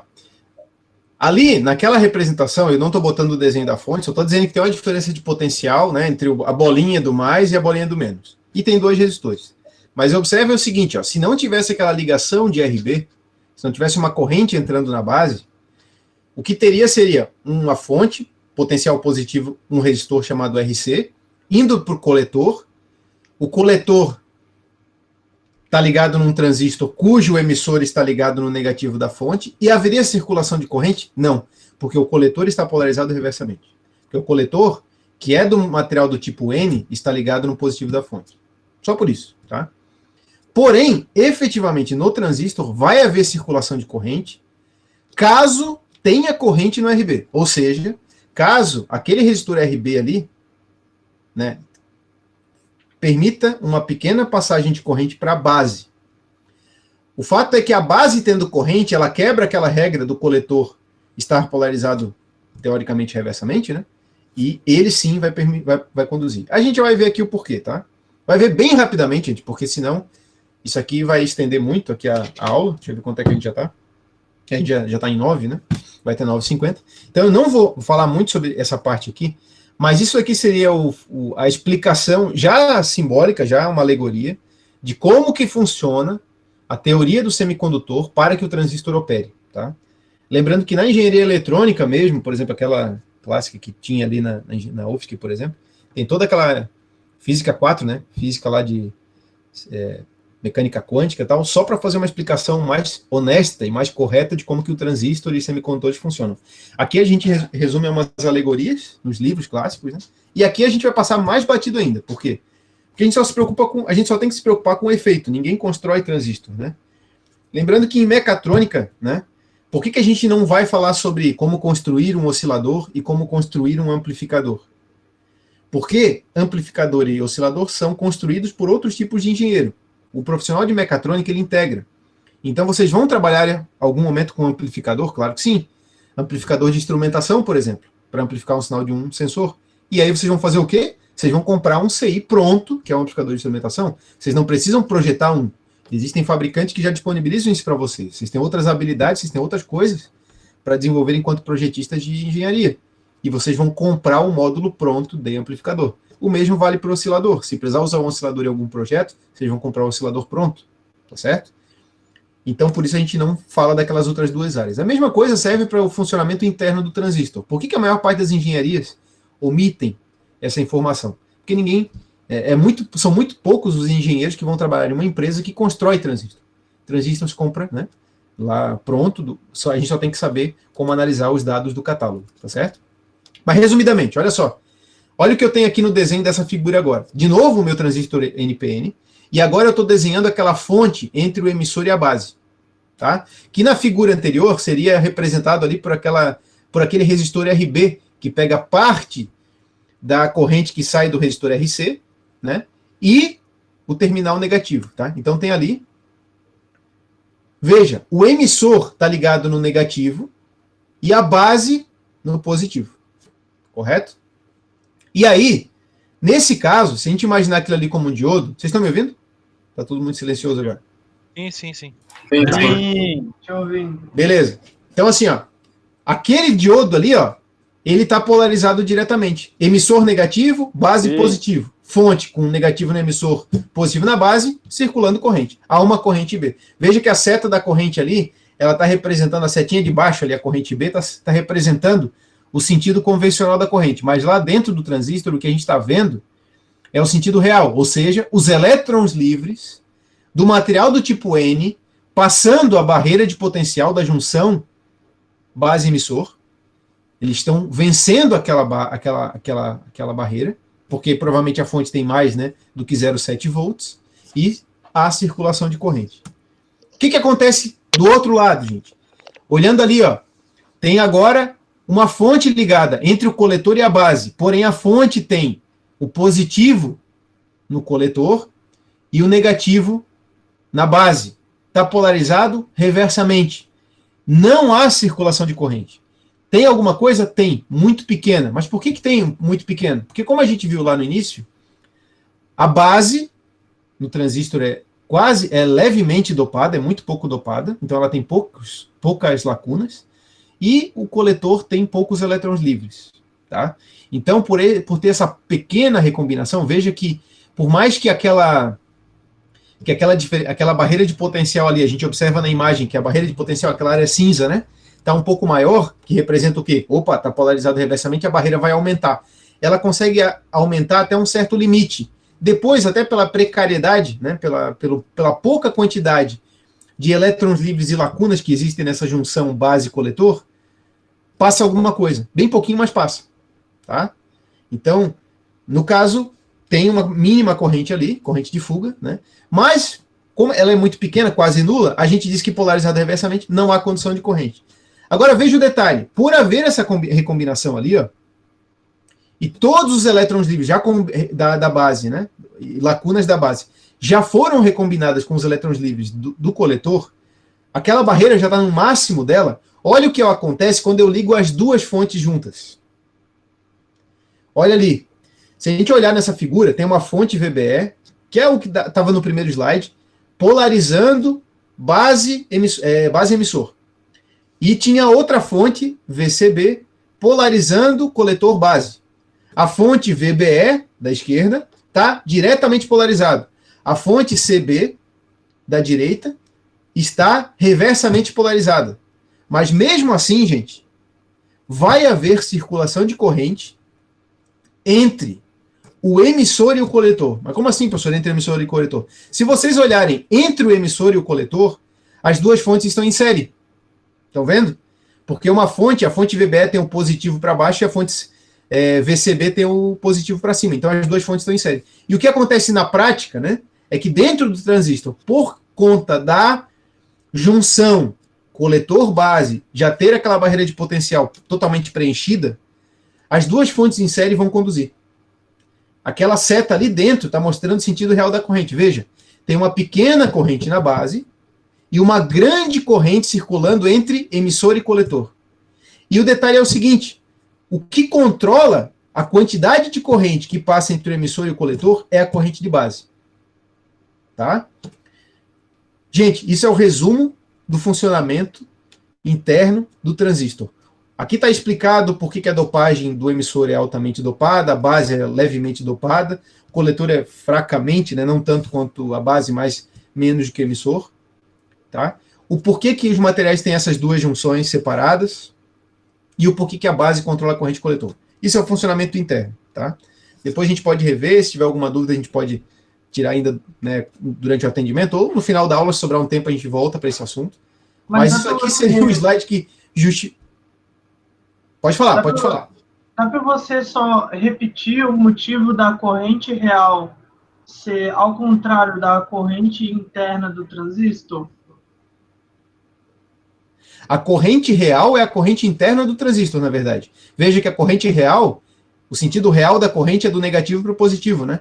E dentro do transistor, olha só, eu tenho aquela seta, né? Ela está apontando que a corrente sempre está do emissor para alguma coisa. Veja, está entre o emissor e a base, está descendo para a base, né? Aquilo ali é o sentido real, são como os elétrons efetivamente circulam, né? Correto? Correto. E o que está fora do transistor é a representação convencional, essa que a gente aprende, que a gente geralmente usa na prática, né? Então veja que daí parece que a corrente está saindo do emissor, está ali a corrente IE, ela está saindo do emissor indo para o negativo da fonte, enquanto a corrente IC, lá do outro lado, está entrando no coletor e saindo da fonte. E aquele ali é o sentido convencional. Mas dentro do transistor, o que acontece, né, que seria o sentido real, na verdade, há uma circulação de elétrons no sentido do emissor para o coletor. E essa circulação de elétrons, né, essa passagem de elétrons, ela é controlada pela corrente de base, que no sentido real sai da base, no sentido convencional entra na base. Ela é que controla a quantidade de elétrons que passa entre emissor e coletor. Ou seja, na prática, o que acontece é que entre o emissor e o coletor há circulação de corrente, no sentido real ou convencional, não importa, há circulação de corrente é elétrons passando, né, por tempo. Essa circulação de corrente é controlada por quem? Pela corrente de base, tá certo? Então tá ali a frase embaixo, né? A corrente de base, sendo bem menor que a corrente de coletor, uma pequena variação da corrente de base provoca uma grande variação da corrente de coletor. Aqui só está representado por uma figura, só está mostrando, né, por uma figura que dá para ter a corrente de base menor do que a corrente de coletor, e mesmo ela sendo menor, ela controla a corrente de coletor. Mas como nessa figura não tem resistores, e nem mesmo tem o valor da tensão da fonte, aqui é só uma representação simbólica, né? A gente não está falando como que essa corrente de base é menor que a corrente de coletor. Mas na prática, quando a gente polariza o transistor, a gente coloca resistores. E esses resistores fazem exatamente isso. Fazem com que a corrente de base seja pequena, e mesmo sendo pequena, ela controla uma grande corrente coletor. A gente vai ver isso mais à frente, tá? O fato, então, do transistor possibilitar a amplificação do sinal faz com que ele seja considerado um dispositivo ativo, tá, gente? Aí vocês devem ter visto lá com o Jean, ou em Fundamentos de Física para Eletricidade, que a gente separa os componentes de um circuito, né, entre os componentes ativos e os passivos. Os ativos são aqueles que efetivamente geram energia, né, no meu circuito, eles têm potência, né, eles geram tensão ou corrente no meu circuito, nas malhas internas do meu circuito, enquanto os passivos são os que, resistores, capacitores, enfim, são os que têm queda de tensão, por exemplo, né, e que limitam a passagem de corrente. Resistor por lei de Ohm, diodo, né, o diodo é um componente não linear, mas é passivo, né, porque ele tem uma diferença de potencial de 0,7 ali, ele tem uma queda interna. O capacitor, né, pela inércia de tensão, enfim, são componentes passivos. A gente aprende que componente ativo é fonte de tensão e corrente apenas, né? Não. Existe mais um componente ativo que é o transistor. Mas por que ele é um componente ativo? Porque a corrente de coletor, ela é impulsionada, né, ela é garantida pela corrente de base, tá? Então esse efeito de amplificação, que a gente diz que é o ganho de corrente, ele pode ser expresso matematicamente, inclusive, pela fórmula que a gente está vendo ali embaixo, e essa possibilidade de expressar ele matematicamente, que demonstra que há um ganho de corrente, já que há ganho de corrente, ele é um componente ativo, tá? Então o transistor é dos componentes ativos, tá? E a equação está ali, gente, olha só. O ganho, que ele pode ser representado pela letra grega beta, né? Eu acho que é grego, né? Beta. Ou, se não dá para escrever em beta, o pessoal às vezes coloca HFE, né? Que é uma outra representação. As letras HFE também representam o ganho. O ganho é uma relação de corrente de coletor por corrente base, né? Pode ser a corrente média do coletor pela corrente média de base. Se for um sinal contínuo, seria a corrente contínua do coletor dividida pela corrente de base, tá certo? Significa, por exemplo, se numa determinada aplicação o meu transistor está polarizado e o que acontece é que a minha base tem 10 miliamperes e o meu coletor tem 1 ampere. O que acontece? IC 1 e B 10 vezes 10 na menos 3. O meu ganho é de 100. Tá? Então o meu beta é 100 nessa aplicação. Tá bom? Ganho é sempre corrente de coletor dividido pela corrente base.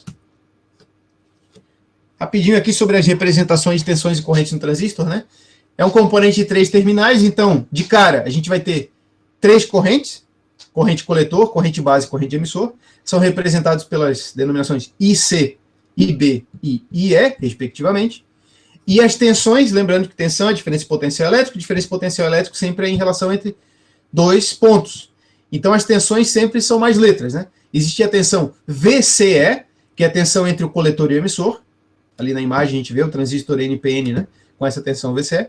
a tensão VBE, que é a tensão entre a base e o emissor, e a tensão VCB, que é a tensão entre coletor e base. Tá? Tem ainda as resistências internas, né, que seria VRE e VRC. E a gente, por malha, a gente sabe que a tensão VCE é sempre a soma da tensão VBE e da tensão VCB. Aqui a gente só está falando das denominações rapidamente, para inclusive ter esse registro no slide, mas depois lá na frente a gente vai ver qual é a implicação de a gente entender de cada uma delas, tá? Ou quais dessas tensões e correntes são importantes a gente memorizar, beleza? Tá aqui, ó, outra coisa que é importante.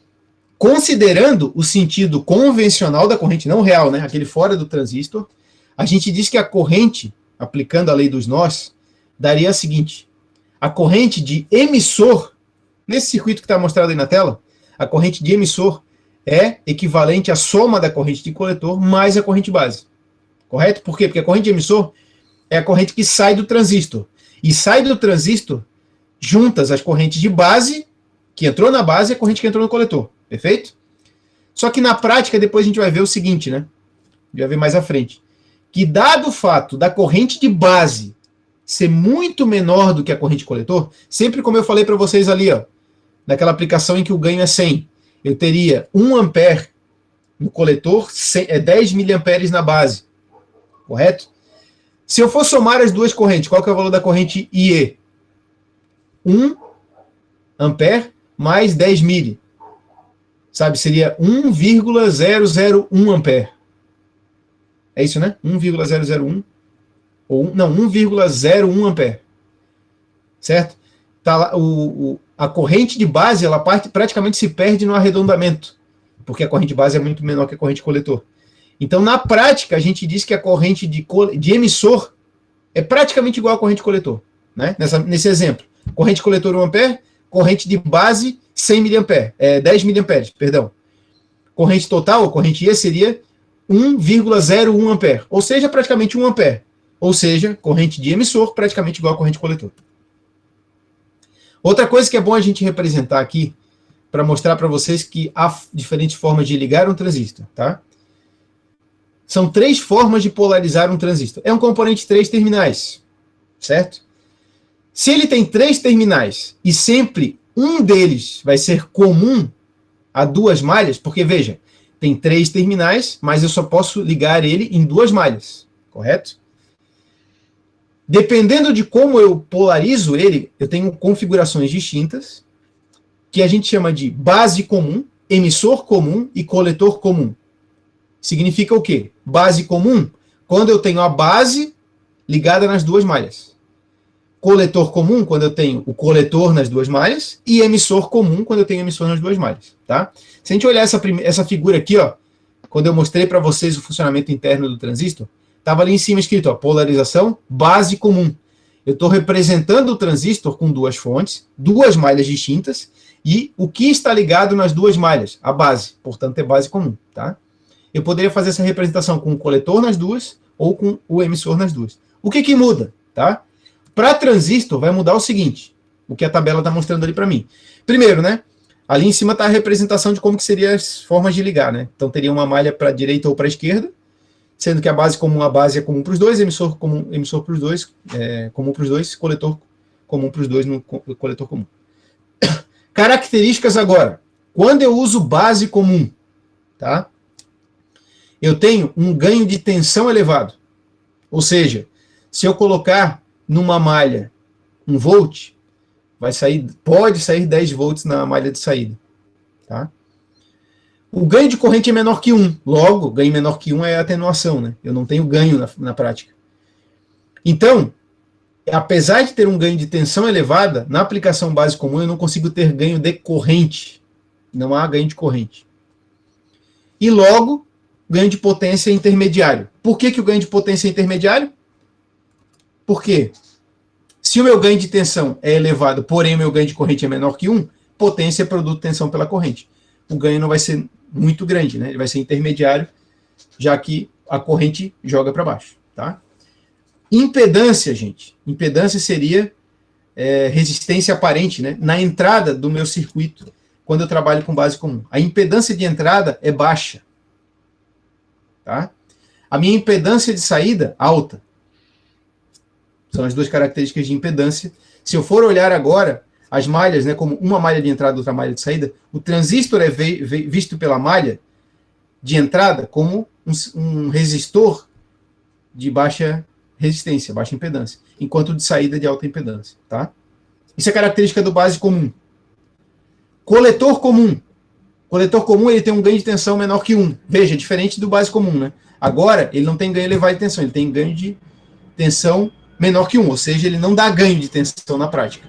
Já o ganho de corrente, não. Ganho de corrente elevado.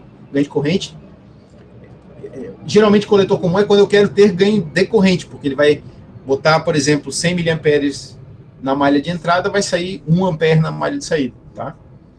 E o ganho de potência também é intermediário, né, porque é o produto do ganho de tensão pelo ganho de corrente.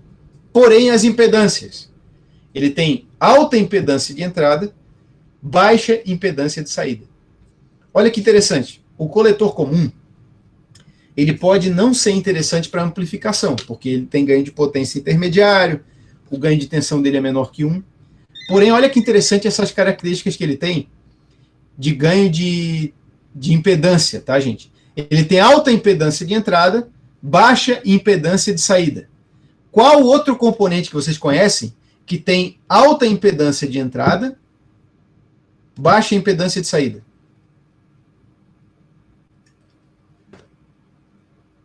Diodo. Pode Não. repetir a pergunta, atendi um telefone aqui. Sim. Qual seria um outro componente que vocês viram ao longo do curso, não foi nem na minha disciplina, tá? Que ele tem a característica dele, alta impedância de entrada, baixa impedância de saída. Ampop? É o transformador? Não. Ampop, muito bem, amplificador operacional. Né? Ô, Everton. Aquelas características de quando vocês fizeram análise de malha, né? Ele tem praticamente resistência infinita na entrada, resistência zero na saída, tá? Por quê? Porque o Ampop, que é uma configuração clássica de amplificador, a gente até vai rever Ampop na minha disciplina, tá, gente? Não se preocupem com isso. Só fiz a pergunta, mas não era, talvez nem, né? É um detalhe que passa rápido quando vocês fazem disciplina de análise. Mas em aplicação de Ampop, é muito importante essa característica dele, né? Porque ele tem alta impedância de entrada, faz com que ele possa não interferir no circuito que ele está medindo, por exemplo, que ele está pegando sinal. Tá? Mas se a gente olhar como o Ampop... A corrente de entrada é zero, né? Isso. Aí, exatamente. Corrente praticamente zero na entrada. Sabendo que o Ampop é uma configuração dentro dele, né, tem um monte de transistor para fazer essa configuração de amplificador diferencial com alta impedância de entrada, baixa impedância de saída, eu já garanto para vocês o seguinte: se a gente abrir o datasheet de um Ampop, aqueles mais simplesinhos, né, que eles mostram, né, os mais antigos, que mostravam qual que era o circuito interno do CI, vocês vão ver que lá na entrada dele, a primeira coisa que ele tem lá na entrada é um transistor polarizado, né, com a configuração coletor comum, e na saída também um coletor comum. Por quê? Porque o coletor comum dá essa característica de alta impedância de entrada e baixa impedância de saída. Então, apesar de não servir para amplificação dentro do Ampop, mas ele dá o casamento de impedância. Ele garante que a impedância de entrada seja alta e a impedância de saída seja baixa. Tá? Então, aí já está uma aplicação do coletor comum. Porém, apesar dessa aplicação, eu acabei de dizer para vocês que ela está lá dentro do Ampop, ou seja, a gente não precisa utilizar, eu já resumo para vocês aqui que, para mecatrônica, duas coisas, já começamos aí. Não falamos do modelo Weber-Small, já cortamos aí uns 2 meses de aula clássico de eletrônica. Não precisamos falar de oscilador e amplificador no curso, pelo menos não no transistor, a gente vai falar em outros momentos, né? Mas aí não falando como polarizar um transistor para isso, a gente já economizou uns outros meses de aula. E agora eu digo para vocês que a gente só vai usar transistor nas nossas aplicações no modo emissor comum. Só. Não vamos ver como polarizar ou configurar base nem emissor. O emissor tem... Perdão, base nem coletor. Coletor a gente usa dentro do Ampop. Então não precisa saber como... Não dá para mexer dentro do Ampop. Né? Agora, o emissor comum é muito interessante para a mecatrônica. Veja as características do emissor comum ali, ó. Ele tem o ganho de tensão e ganho de corrente elevado. E o produto dos dois é ganho de potência. Imaginando que o transistor vai servir para operar como chave, já que a gente falou que a gente vai aprender a usar o transistor como interruptor eletrônico, é uma chave. Eu vou querer ligar essa chave, um LEDzinho, vai ser para acender um buzzer? Não, eu vou querer usar um transistor como uma chave de potência. Provavelmente eu vou usar o transistor para acionar uma carga pesada, um motor CC, um motor CA, enfim, para usar alguma coisa de potência numa grande máquina. Logo, eu vou usar transistor no modo emissor comum, porque eu quero ter ganho de potência. Eu quero ter um ganho elevado de tensão e um ganho elevado de corrente. Entenderam? Então, a gente vai resumir tudo a esse modo do meio ali, essa configuração do meio, que é a configuração emissor comum. Os próximos slides só tratam da configuração emissor comum, quase todos eles usando o transistor NPN. Tá? Isso daqui, gente, só para resumir, é uma curva que vocês já viram, correto? Que é a curva de polarização direta de um diodo. E é bem isso que eu estou vendo aí. Ó. Eu estou vendo agora qual que é a tensão VBE, e veja que tem uma tensão de joelho ali, ó, acima de 0,7, e a corrente IB, que passaria no transistor.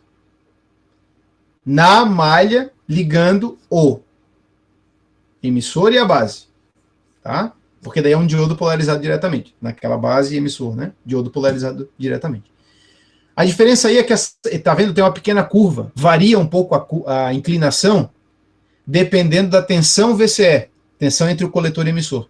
Então, apesar de ser um diodo polarizado diretamente entre a base e o emissor, esse diodo sofre alguma influência da malha de coletor. Tá? Então, a base tem uma pequena influência do coletor. Tá? Veja que, se a minha tensão lá na fonte do coletor for 1 volt, tem uma curva, se for 10 volts tem outra, se for 20 tem outra. Isso daqui é uma foto de datasheet, tá, gente? Folha de dados. Essa é uma característica que vocês vão encontrar para cada transistor lá na folha de dados, e ela é interessante para algumas aplicações. Tá? Não para todas. Por isso que eu só estou dizendo para vocês assim, ó, dependendo da aplicação, se vocês tiverem que saber com detalhe qual que é a corrente IB, com muito detalhe, atentem-se para a relação VCE-IB. E aí lá no gráfico, na parte gráfica dos datasheets, vai ter essa curva aqui. Por enquanto a gente não vai se estender ela, porque na grande parte das aplicações que a gente vai usar na nossa disciplina de eletrônica analógica, isso não é importante. A corrente IB, ela tem folga, né? A gente vai usar a corrente IB, vocês vão ver daqui a pouco, acionada com folga. Então, essa curva aqui não é muito importante, mas para algumas aplicações pode ser, e aí vale a pena vocês recorrerem ao datasheet, tá? Sobre código, tá, gente? O código alfanumérico do transistor, ele tem as características técnicas, né? Só que não dá para a gente procurar igual o resistor, né? O resistor, eu pego o resistor lá, vejo, um resistor 330 ohms. Tem aqueles anéis de cores que falam que ele é 330, né? Se fosse 330K, seria 33 mais um multiplicador de 3, e assim por diante. O transistor não tem isso. O transistor ele tem um código alfanumérico, como eu falei, esse aqui é o BC337, esse aqui é o 2A130, 2SA130, esse aqui é o C3227, 3277, perdão, TIP 31C. Então, o que esses códigos significam? Tá? Isso aqui, esse código aqui, ele não segue uma lógica de implementação. Tá? Esse aqui é o fabricante que determina. O primeiro fabricante que utiliza esse código, ele escolhe, dada, sei lá, alguma norma interna da empresa. Depois ele licencia para outros fabricantes que vão usar um código, o mesmo código para um transistor com as mesmas características. Ou seja, o que significa TIP 31C? Não sei. O que eu sei é que o nome dele é 31C, eu tenho que ir lá para a internet, digitar isso aqui, TIP 31C PDF, procurar o datasheet dele, e aí eu vou ter todas as características dele. Todas as curvas, todas as tensões, corrente limite, frequência limite, etc. Temperatura limite, tá? Então, o código só serve para eu descobrir, olhando na internet ou em databook, né? Tem uns livros assim que seriam um datasheet impresso, né? Para descobrir quais são as características de cada transistor, tá, gente? Não tem muito jeito.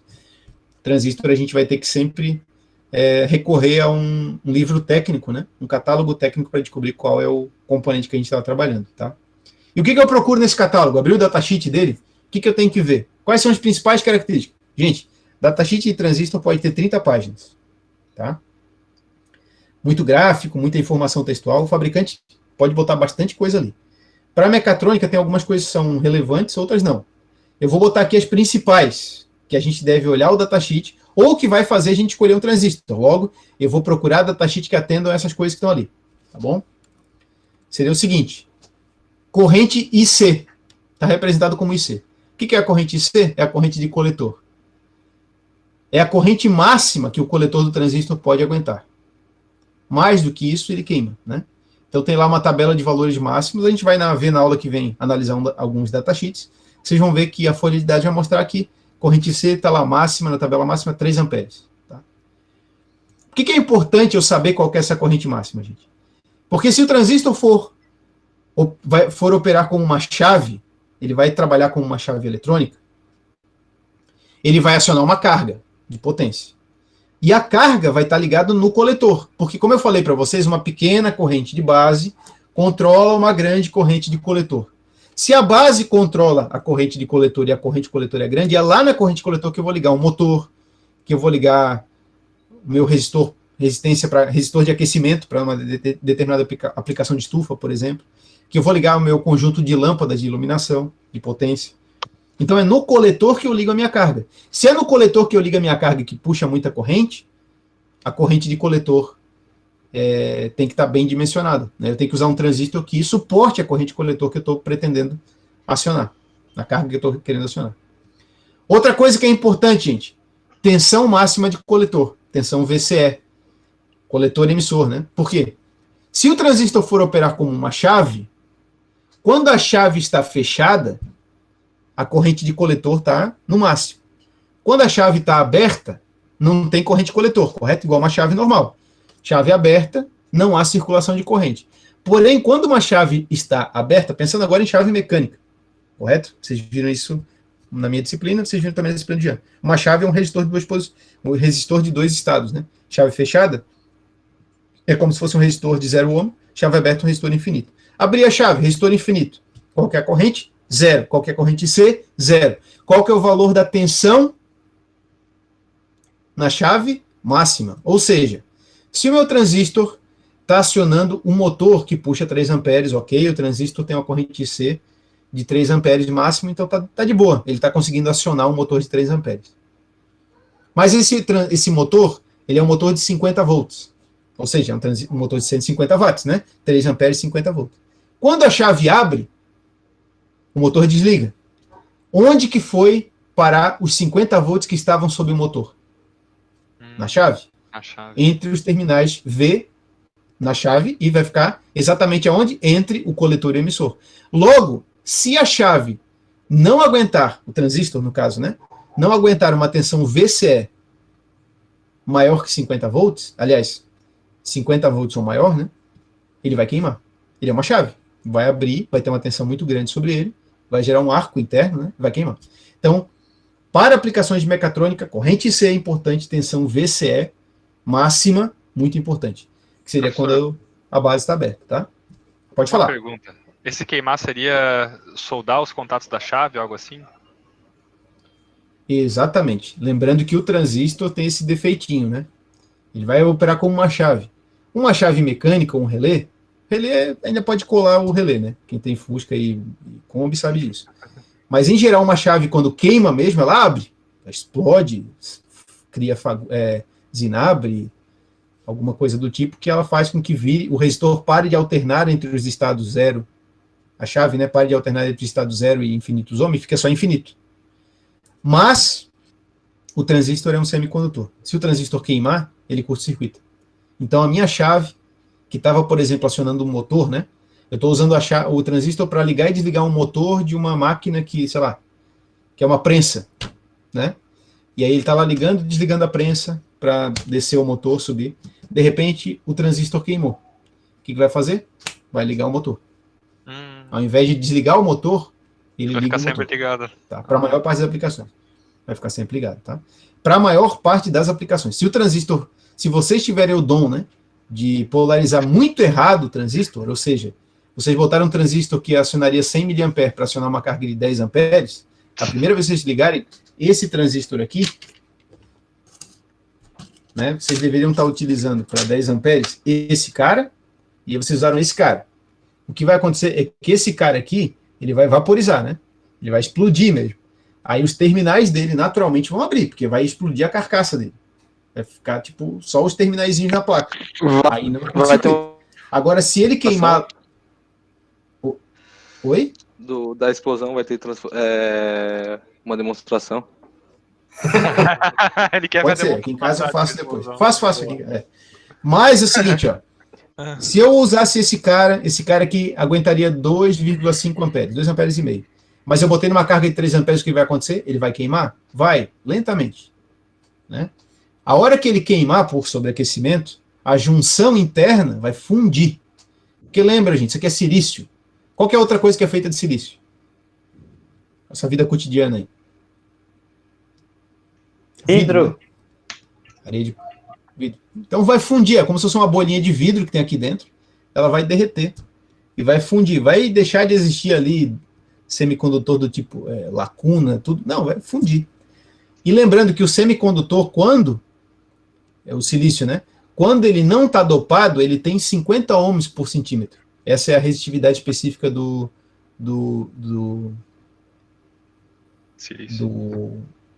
silício, né?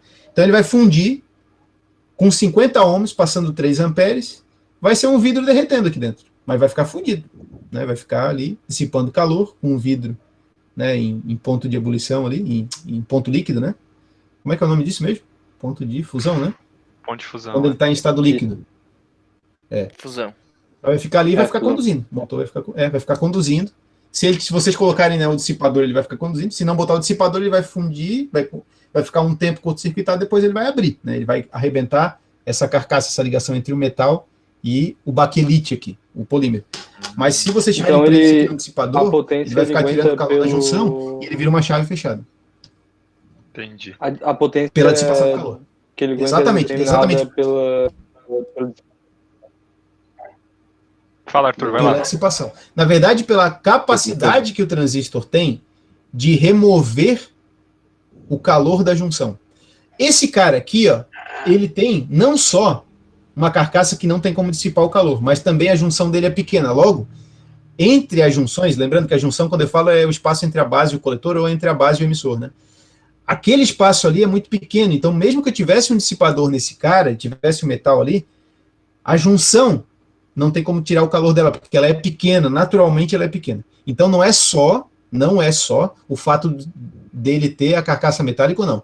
Lá dentro dele, provavelmente tem mais material semicondutor nesse cara do que nesse, né? Mas externamente, como eu não preciso abrir um transistor para ver o que tem lá dentro, né?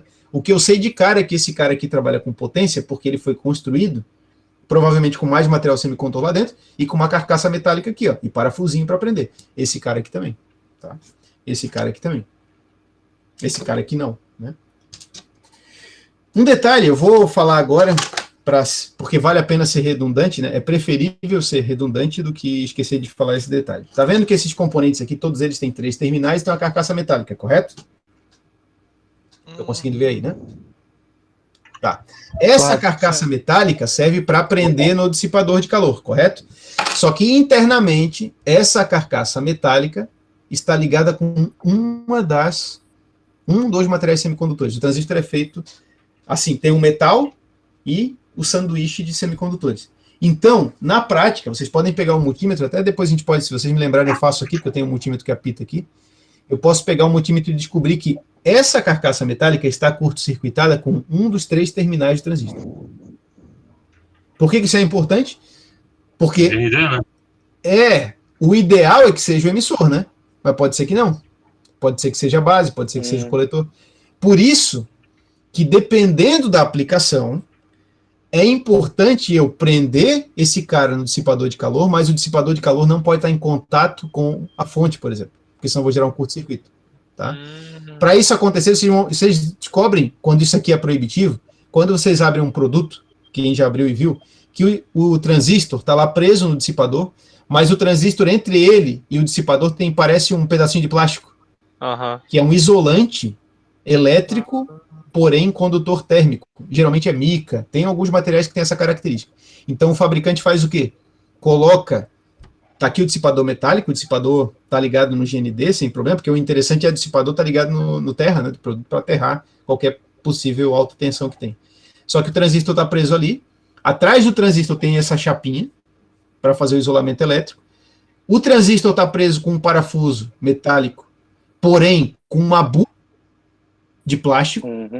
Tá? Então tem todo um cuidado para garantir que o transistor tenha a possibilidade, né, de de dissipar o calor, né, transferir o calor para o dissipador térmico, mas não há contato elétrico. Então tem todo esse detalhe aí. Na parte prática, a gente talvez abra aqui algumas. Eu tenho algumas coisas aqui em casa queimadas, principalmente rádio, né? Aí a gente consegue ver essa característica que eu falei para vocês. Mas é um detalhe importante. O computador tem tá? essas coisas.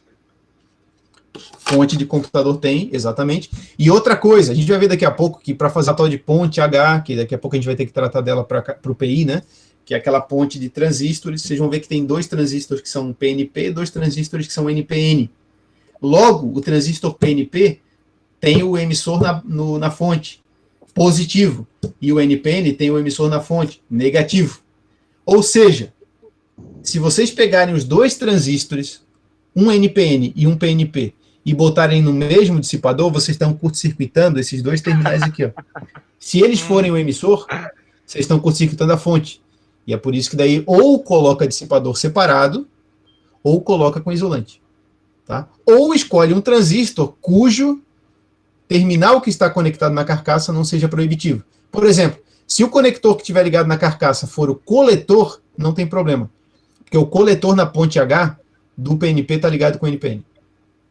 Tá? Pelo menos num par. A gente vai ver isso mais à frente, tá? Mas isso é uma coisa importante a gente falar de dissipador, eu só peguei um tempinho para falar sobre isso agora. Uma tá? pergunta. Vamos lá então, gente. Pode falar, pode perguntar. Em algum momento, ao invés de ser usado, por exemplo, uma dessas perninhas do transistor para fazer a conexão entre eles, a gente usa essa carcaça dele? Ou em nenhum momento a gente faz isso? Sim, pode fazer isso. Tem fabricante que faz isso. Tem fabricante que corta, inclusive, o terminal, que não usa.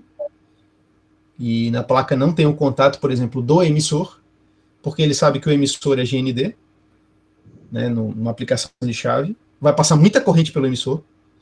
E o que ele faz é cortar o terminal e deixar passar pelo próprio dissipador. Tem alguns componentes, SMD principalmente, que o CI fica deitado soldado na placa. Então a dissipação de calor é feita na placa circuito impresso.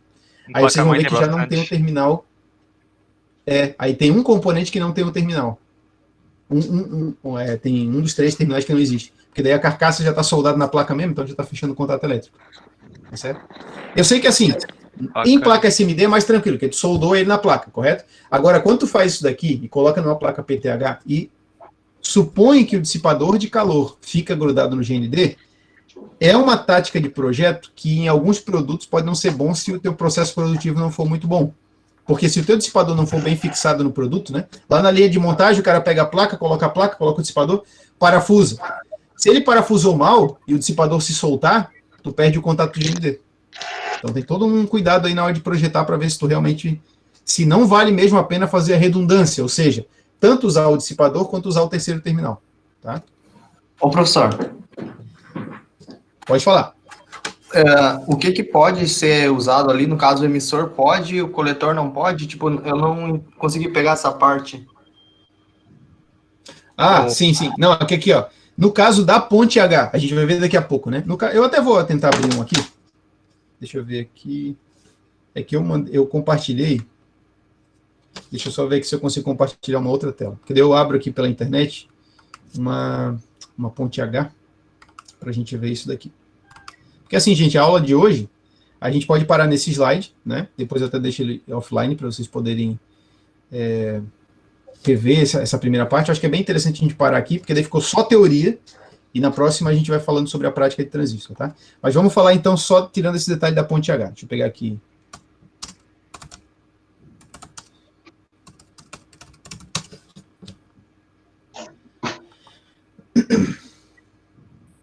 Legal. Deixa eu tentar ampliar essa imagem e tentar mudar aí para vocês a tela que eu estou vendo, que eu estou compartilhando com vocês, tá? Só um pouquinho.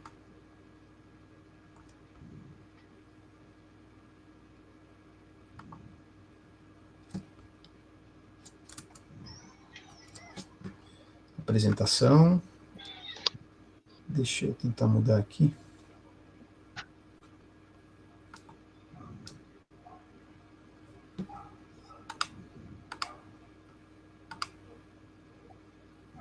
Eu parei de apresentar, mas ainda estou online, né? Aham. Vocês estão me ouvindo? Sim. Sim. Vou selecionar uma outra janela. Apresentar agora. Tela inteira. Permitir. Ixi, agora não estou conseguindo compartilhar outra tela. Selecionar. Ah, tá aqui. Foi. Vocês estão vendo aí essa tela, essa página de internet? Peraí. Tá carregando. Tá carregando. Aí, foi. Agora Já foi feito. Feito. Foi? Tá, pronto. Foi. Tá. Vamos analisar. Foi, né? Tá. Vamos analisar só essa figura aqui central. Deixa eu ver se eu consigo ampliar aqui para mostrar para vocês. Foi. Deixa eu ver se tá, como é que faz o zoom aqui. Bom, tá bem visível aí para vocês essa parte do meio aqui dela, dessa figura? Sim, tá. O circuito inteiro tá. Tranquilo. Tá. Agora Dá só. pra dar só um coloquei pouco o mais, circuito. mas dá pra ver. Ctrl mais. Boa, obrigado. Aí, fechou. Tá, agora sim. Esse é o máximo que dá para pegar aqui. Olha só, gente. Isso aqui é aquela ponte H, que é o circuito de acionamento do motor, né? Em que eu posso inverter o sentido de corrente do motor. Imaginando que são 4 chaves. Lembra que a gente falou isso em aula, né? Eu teria chaves ali, se eu fosse olhar o Q ali como Q1, Q2, Q3 e Q4, como 4 chaves, quando eu aciono... Veja só, o que eu tenho? Eu tenho lá em cima o potencial positivo de uma fonte, de 2 até 9 volts, e na parte de baixo o negativo, correto? Imaginem que o transistor, que vocês estão vendo ali, entre o emissor e o coletor, entre o E e o C de cada um dos transistores, fosse uma chave. Tá? Imaginando que as 4 chaves estão abertas, correto? 4 chaves estão abertas. O motor está parado, porque se as 4 chaves estão abertas, veja, esquecendo os diodos do meio, tá? Porque aqueles diodos ali, os diodos D1, D2, D3, D4, estão ali para fazer o quê? Roda livre, tá? Mas, por enquanto, façam de conta que eles não estão ali, só pensando no motor. Se as 4 chaves estão abertas, qual que é a diferença de potencial entre os 2 terminais do motor M1? 0. Não tem nenhuma tensão no motor. Agora, se eu fechar a chave Q1, ou seja, se eu pegar o coletor e emissor, né, e imaginar que entre o coletor e emissor do Q1 tiver um curto-circuito, e a mesma coisa lá no Q4, tá? O que vai acontecer? O motor vai ter o potencial positivo no lado esquerdo, porque a chave Q4 pega do positivo da fonte e joga para o lado esquerdo do motor, enquanto o transistor Q1 joga o negativo para o lado direito do motor, correto? E aí o motor vai girar num sentido, porque eu peguei e botei positivo no lado esquerdo, negativo no lado direito, tá? Desliguei esses 2 transistores, abri as 2 chaves, Q1 e Q4, e aí agora aciono a Q2 e Q3. O que vai acontecer? O motor vai girar no outro sentido. Por quê? Porque a Q2 vai jogar potencial positivo no lado direito e a Q3 potencial negativo no lado esquerdo. Isso aí a gente tinha explicado através de chaves na aula de PI, né? Agora, olhando aqui os transistores, olha só. O que eu tenho como transistor Q3 e Q1, que são os transistores ímpares ali? É NPN ou PNP? NPN. Isso, tá ali, não? Tá representado ali, né? Que ele tem a setinha e tá escrito, né? Ele é NPN, logo, o emissor está polarizado no semicondutor que o constitui. Se ele é um NPN, o emissor está ligado no negativo, no GND. Porém, os transistores de cima, o Q2 e o Q4, também precisam ter o emissor ligado no semicondutor que os constitui. Logo, eles não podem ser NPN. Eles são o quê? PNP. Veja, o emissor P está ligado no positivo da fonte. Correto? Estão acompanhando isso? Agora, vamos imaginar, gente, que esses 4 transistores fossem o seguinte. São 2 transistores. São 4 transistores muito parecidos com esse daqui, só que com características muito parecidas, os 4, porém, os transistores pares, o Q2 e o Q4, são PNP, enquanto os ímpares são NPN, tá? Isso dá até para fazer, tá? Um desses transistores aqui, ó, é o TIP 31. O TIP 31 é um transistor NPN. O equivalente, né, o que a gente chama de par complementar dele, PNP, com as mesmas características elétricas, porém PNP, é o TIP 32, tá? Já fica a dica para vocês, esse dá para saber de cabeça. O TIP 31 é NPN. O TIP 41 é NPN. O TIP 151 é NPN. Todo TIP que termina com 1 é NPN. Os outros números se é 31, 41, né, por exemplo, o número que está ali no meio é o que dá característica de tensão VCE, corrente IC, as características dele de potência, tá? Agora, o número 1 diz que ele é NPN, enquanto o número 2 diz que ele é PNP. Tipo 31 NPN, tipo 32 PNP, tá? Aí vamos imaginar que a gente fez essa ponte H usando os transistores Q3 e Q1 com o tipo 31 e o Q4 e Q2 com o transistor tipo 32. Perfeito? O que vai acontecer? Os terminais, segundo o datasheet, seriam iguais. Por exemplo, base, coletor e emissor. Ou seja, o terceiro terminal dos 4 transistores seria o quê? Emissor. Os 4 transistores teriam o emissor no último terminal. E vamos supor que a carcaça, eu estou supondo, tá, gente? Eu não sei, porque eu não li o datasheet. Mas vamos supor que nesses transistores, o que está ligado na carcaça metálica é o emissor, é o terceiro pino. O que vai acontecer se eu pegar os 4 transistores, aqui eu tenho 2, né? Mas se eu tivesse 4 transistores iguais, tá aqui, ó. Inclusive eu tenho aqui o tipo 42, inclusive, o complementar dele, tá? Ó, esse daqui é NPN, e esses dois aqui são PNP, tá? Vou fazer uma ponte H. Vou usar esse aqui na parte de cima, né? A gente fala no braço superior, porque ele vai ser os PNP, e esse aqui é o NPN, no braço inferior. Vou botar todo mundo no mesmo dissipador, todo mundo pertinho do outro, para ter a mesma dissipação de calor. O que vai acontecer? Eu vou botar todos os emissores. Não, eu vou botar todos os emissores, porque o emissor estaria ligado na carcaça, correto? Ah, tá. Todos os 4 emissores estariam ligados na mesma carcaça metálica. Se eu não botar nenhum isolante elétrico, o que vai acontecer? Imaginem ali, ó, se tivesse um fio ligando o emissor de todos eles. Olha só, o emissor do transistor Q3 e Q1 naturalmente estão juntos, do Q3 e do Q1. O emissor do Q4 e do Q2 também, naturalmente, estão conectados juntos. Porém, se eu ligar o emissor do Q2 junto com o do Q3, eu curto-circuito a fonte. Porque, olha, o emissor dos transistores de cima está ligado no positivo, enquanto os de baixo estão no negativo. Então, se eu botar todo mundo no mesmo dissipador, o que vai acontecer? Na hora que eu ligar o produto, minha fonte vai desarmar. Se a minha fonte não tiver proteção, minha fonte vai queimar. Tá? O transistor nem chega a queimar, o que vai queimar é a própria fonte, porque eu curto-circuitei direto no metal, né? Vai vir pela tensão do terminal, vai jogar na carcaça. É uma ligação elétrica, nem passa pela junção. Vai queimar a minha fonte. Tá? Beleza? Então, por isso, quando o transistor é par complementar, eu tenho que me preocupar com esse terceiro pino. Isso a gente vai olhar no datasheet. É uma coisa que a gente vai pegar uma aula para fazer. Beleza? Eu vou tentar voltar aqui para a apresentação. Bom, na verdade, nossa aula terminou aqui, tá, gente? Eu vou parar aqui, depois a gente continua esse slide. Eu vou só revisar aqui algumas coisas rapidamente. Eu vou revisar depois, mas eu só quero deixar claro para vocês as demais características que são importantes, tá? A gente vê no datasheet. Então, eu vou voltar aqui. Vou olhando a apresentação. Eu falei para vocês que coisas que são importantes. A corrente máxima IC. Por quê? Porque é a corrente da carga. A tensão máxima VCE, porque é a tensão quando a chave abre. O ganho, a gente vai ver que esse ganho, que é o beta, né, que é a relação, lembrando que o ganho, né, é a relação de corrente base, corrente coletor dividido pela corrente base. O transistor tem um ganho máximo também, isso é uma outra coisa que a gente vai aprender a estudar. Potência máxima de dissipação, ou seja, quanto de potência pode estar produto, tensão, corrente sobre a chave.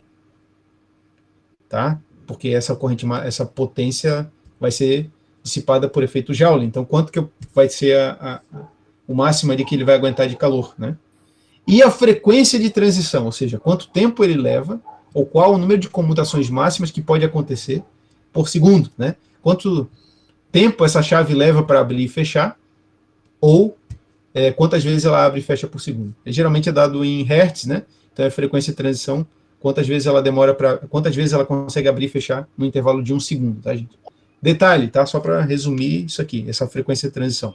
A frequência de transição, ela é muito alta quando eu comparo com outro dispositivo que parece uma chave que eu posso abrir e fechar para controlar uma carga. Qual é o dispositivo que a gente pode abrir e fechar para controlar uma carga? E a gente já viu isso aí numa aula anterior aí. Vocês lembram?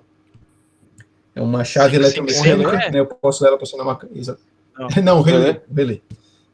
Porque o relé a gente usava, né? Lembra que a corrente da bobina fecha uma chave mecânica, né? Por conta do câmbio magnético. Aham. Então o relé é um componente legal para eu poder ligar e desligar o motor, correto? Agora vamos imaginar que eu queira controlar a velocidade desse motor por PWM. Lembrando que PWM é ligar e desligar muito rápido. Né? A gente vai ver numa aula mais à frente, mas o Edson já deu alguns spoilers para vocês. Se eu pegar um relé para ficar ligando e desligando, tipo assim, a 100 Hz, né? 100 vezes por segundo, para poder controlar a potência média numa carga, o relé não vai funcionar, porque ele é uma chave mecânica, ele não vai vibrar tão rápido. Né? Agora o transistor já consegue, porque o transistor é uma chave eletrônica. Essa chave abrindo e fechando são recombinações dos elétrons ali dentro do silício. Ele faz isso muito mais rápido. Não tem peça móvel, não tem uma palheta levantando e fechando. É muito mais rápido, mas a frequência de que ele faz isso... O relé de estado sólido, inclusive, ele consegue fazer isso, porque o relé de estado sólido, dentro dele, tem transistores. Ele é um relé que não utiliza bobina.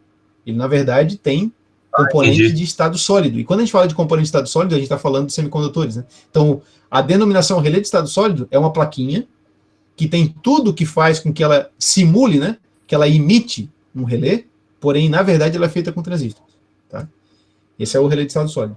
E aí, realmente, o relé de estado sólido consegue fazer PWM. Por quê? Porque ele usa transistor. Porém, o transistor não é um componente ideal, assim, que teria possibilidade de chavear infinito, né? Frequência infinita. Eu não posso, por exemplo, fazer um PWM no motor com 4 GHz, por exemplo. Né? Um optocoupador conseguiria? O opto talvez consiga chavear. Né? Ele não vai ter potência, mas ele depende do opto por conta se a gente for usar aquele opto com fotodiodo, né? Aí a gente conseguiria, que é um opto mais rápido. Porém, o transistor de potência, para algumas aplicações, ele tem uma frequência de transição que é limite. Aí a gente vai ver isso também mais à frente. Então, essas são as características mais importantes. A gente vai rever no início da próxima aula, tá? De sexta-feira. Mas a gente vai parar aqui sabendo que, quando eu escolho um transistor, eu me preocupo com o quê? Olhando esse cara aqui, ó, por que eu vou usar esse cara aqui no meu produto? Por que eu vou fazer manutenção na minha máquina? Eu fui lá, tirei um componente que estava queimado e vou saber que posso utilizar um outro componente que tem lá no meu estoque. Quais são as características que são importantes nele? Característica física do dissipador, uma primeira, né? Potência de dissipação, porque não necessariamente componentes que têm o mesmo encapsulamento têm a mesma potência de dissipação. Corrente máxima de coletor, corrente IC, que é o que vai acionar a minha carga. Tensão máxima VCE e frequência de transição. Tá? As demais, ganho e tensão VCB, a gente vai falar na aula seguinte. Tá? Mas por hoje seria isso. A gente deu o resumo do que é o transistor, ele é uma chave eletrônica, né? Vamos usar ele como uma chave eletrônica, porque a corrente de base controla a corrente de coletor, porém, para eu saber quanto que eu consigo controlar, eu tenho que me preocupar com esses parâmetros que eu falei agora no final. Beleza, gente? Tranquilo? Tranquilo. Beleza. Eu prometo que essa é a aula mais teórica que tem, a gente depois vai falar coisas um pouco mais práticas e principalmente a gente vai exercitar, tá?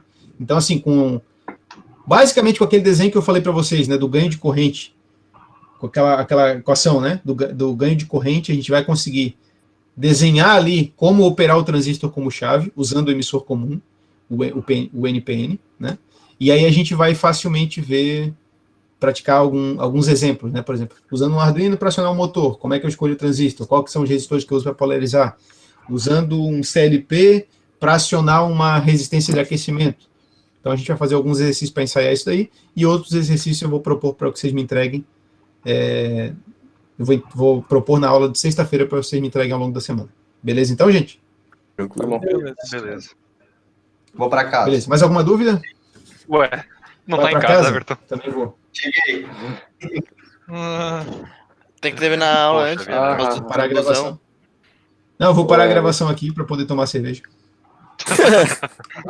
Deveria ter parado antes.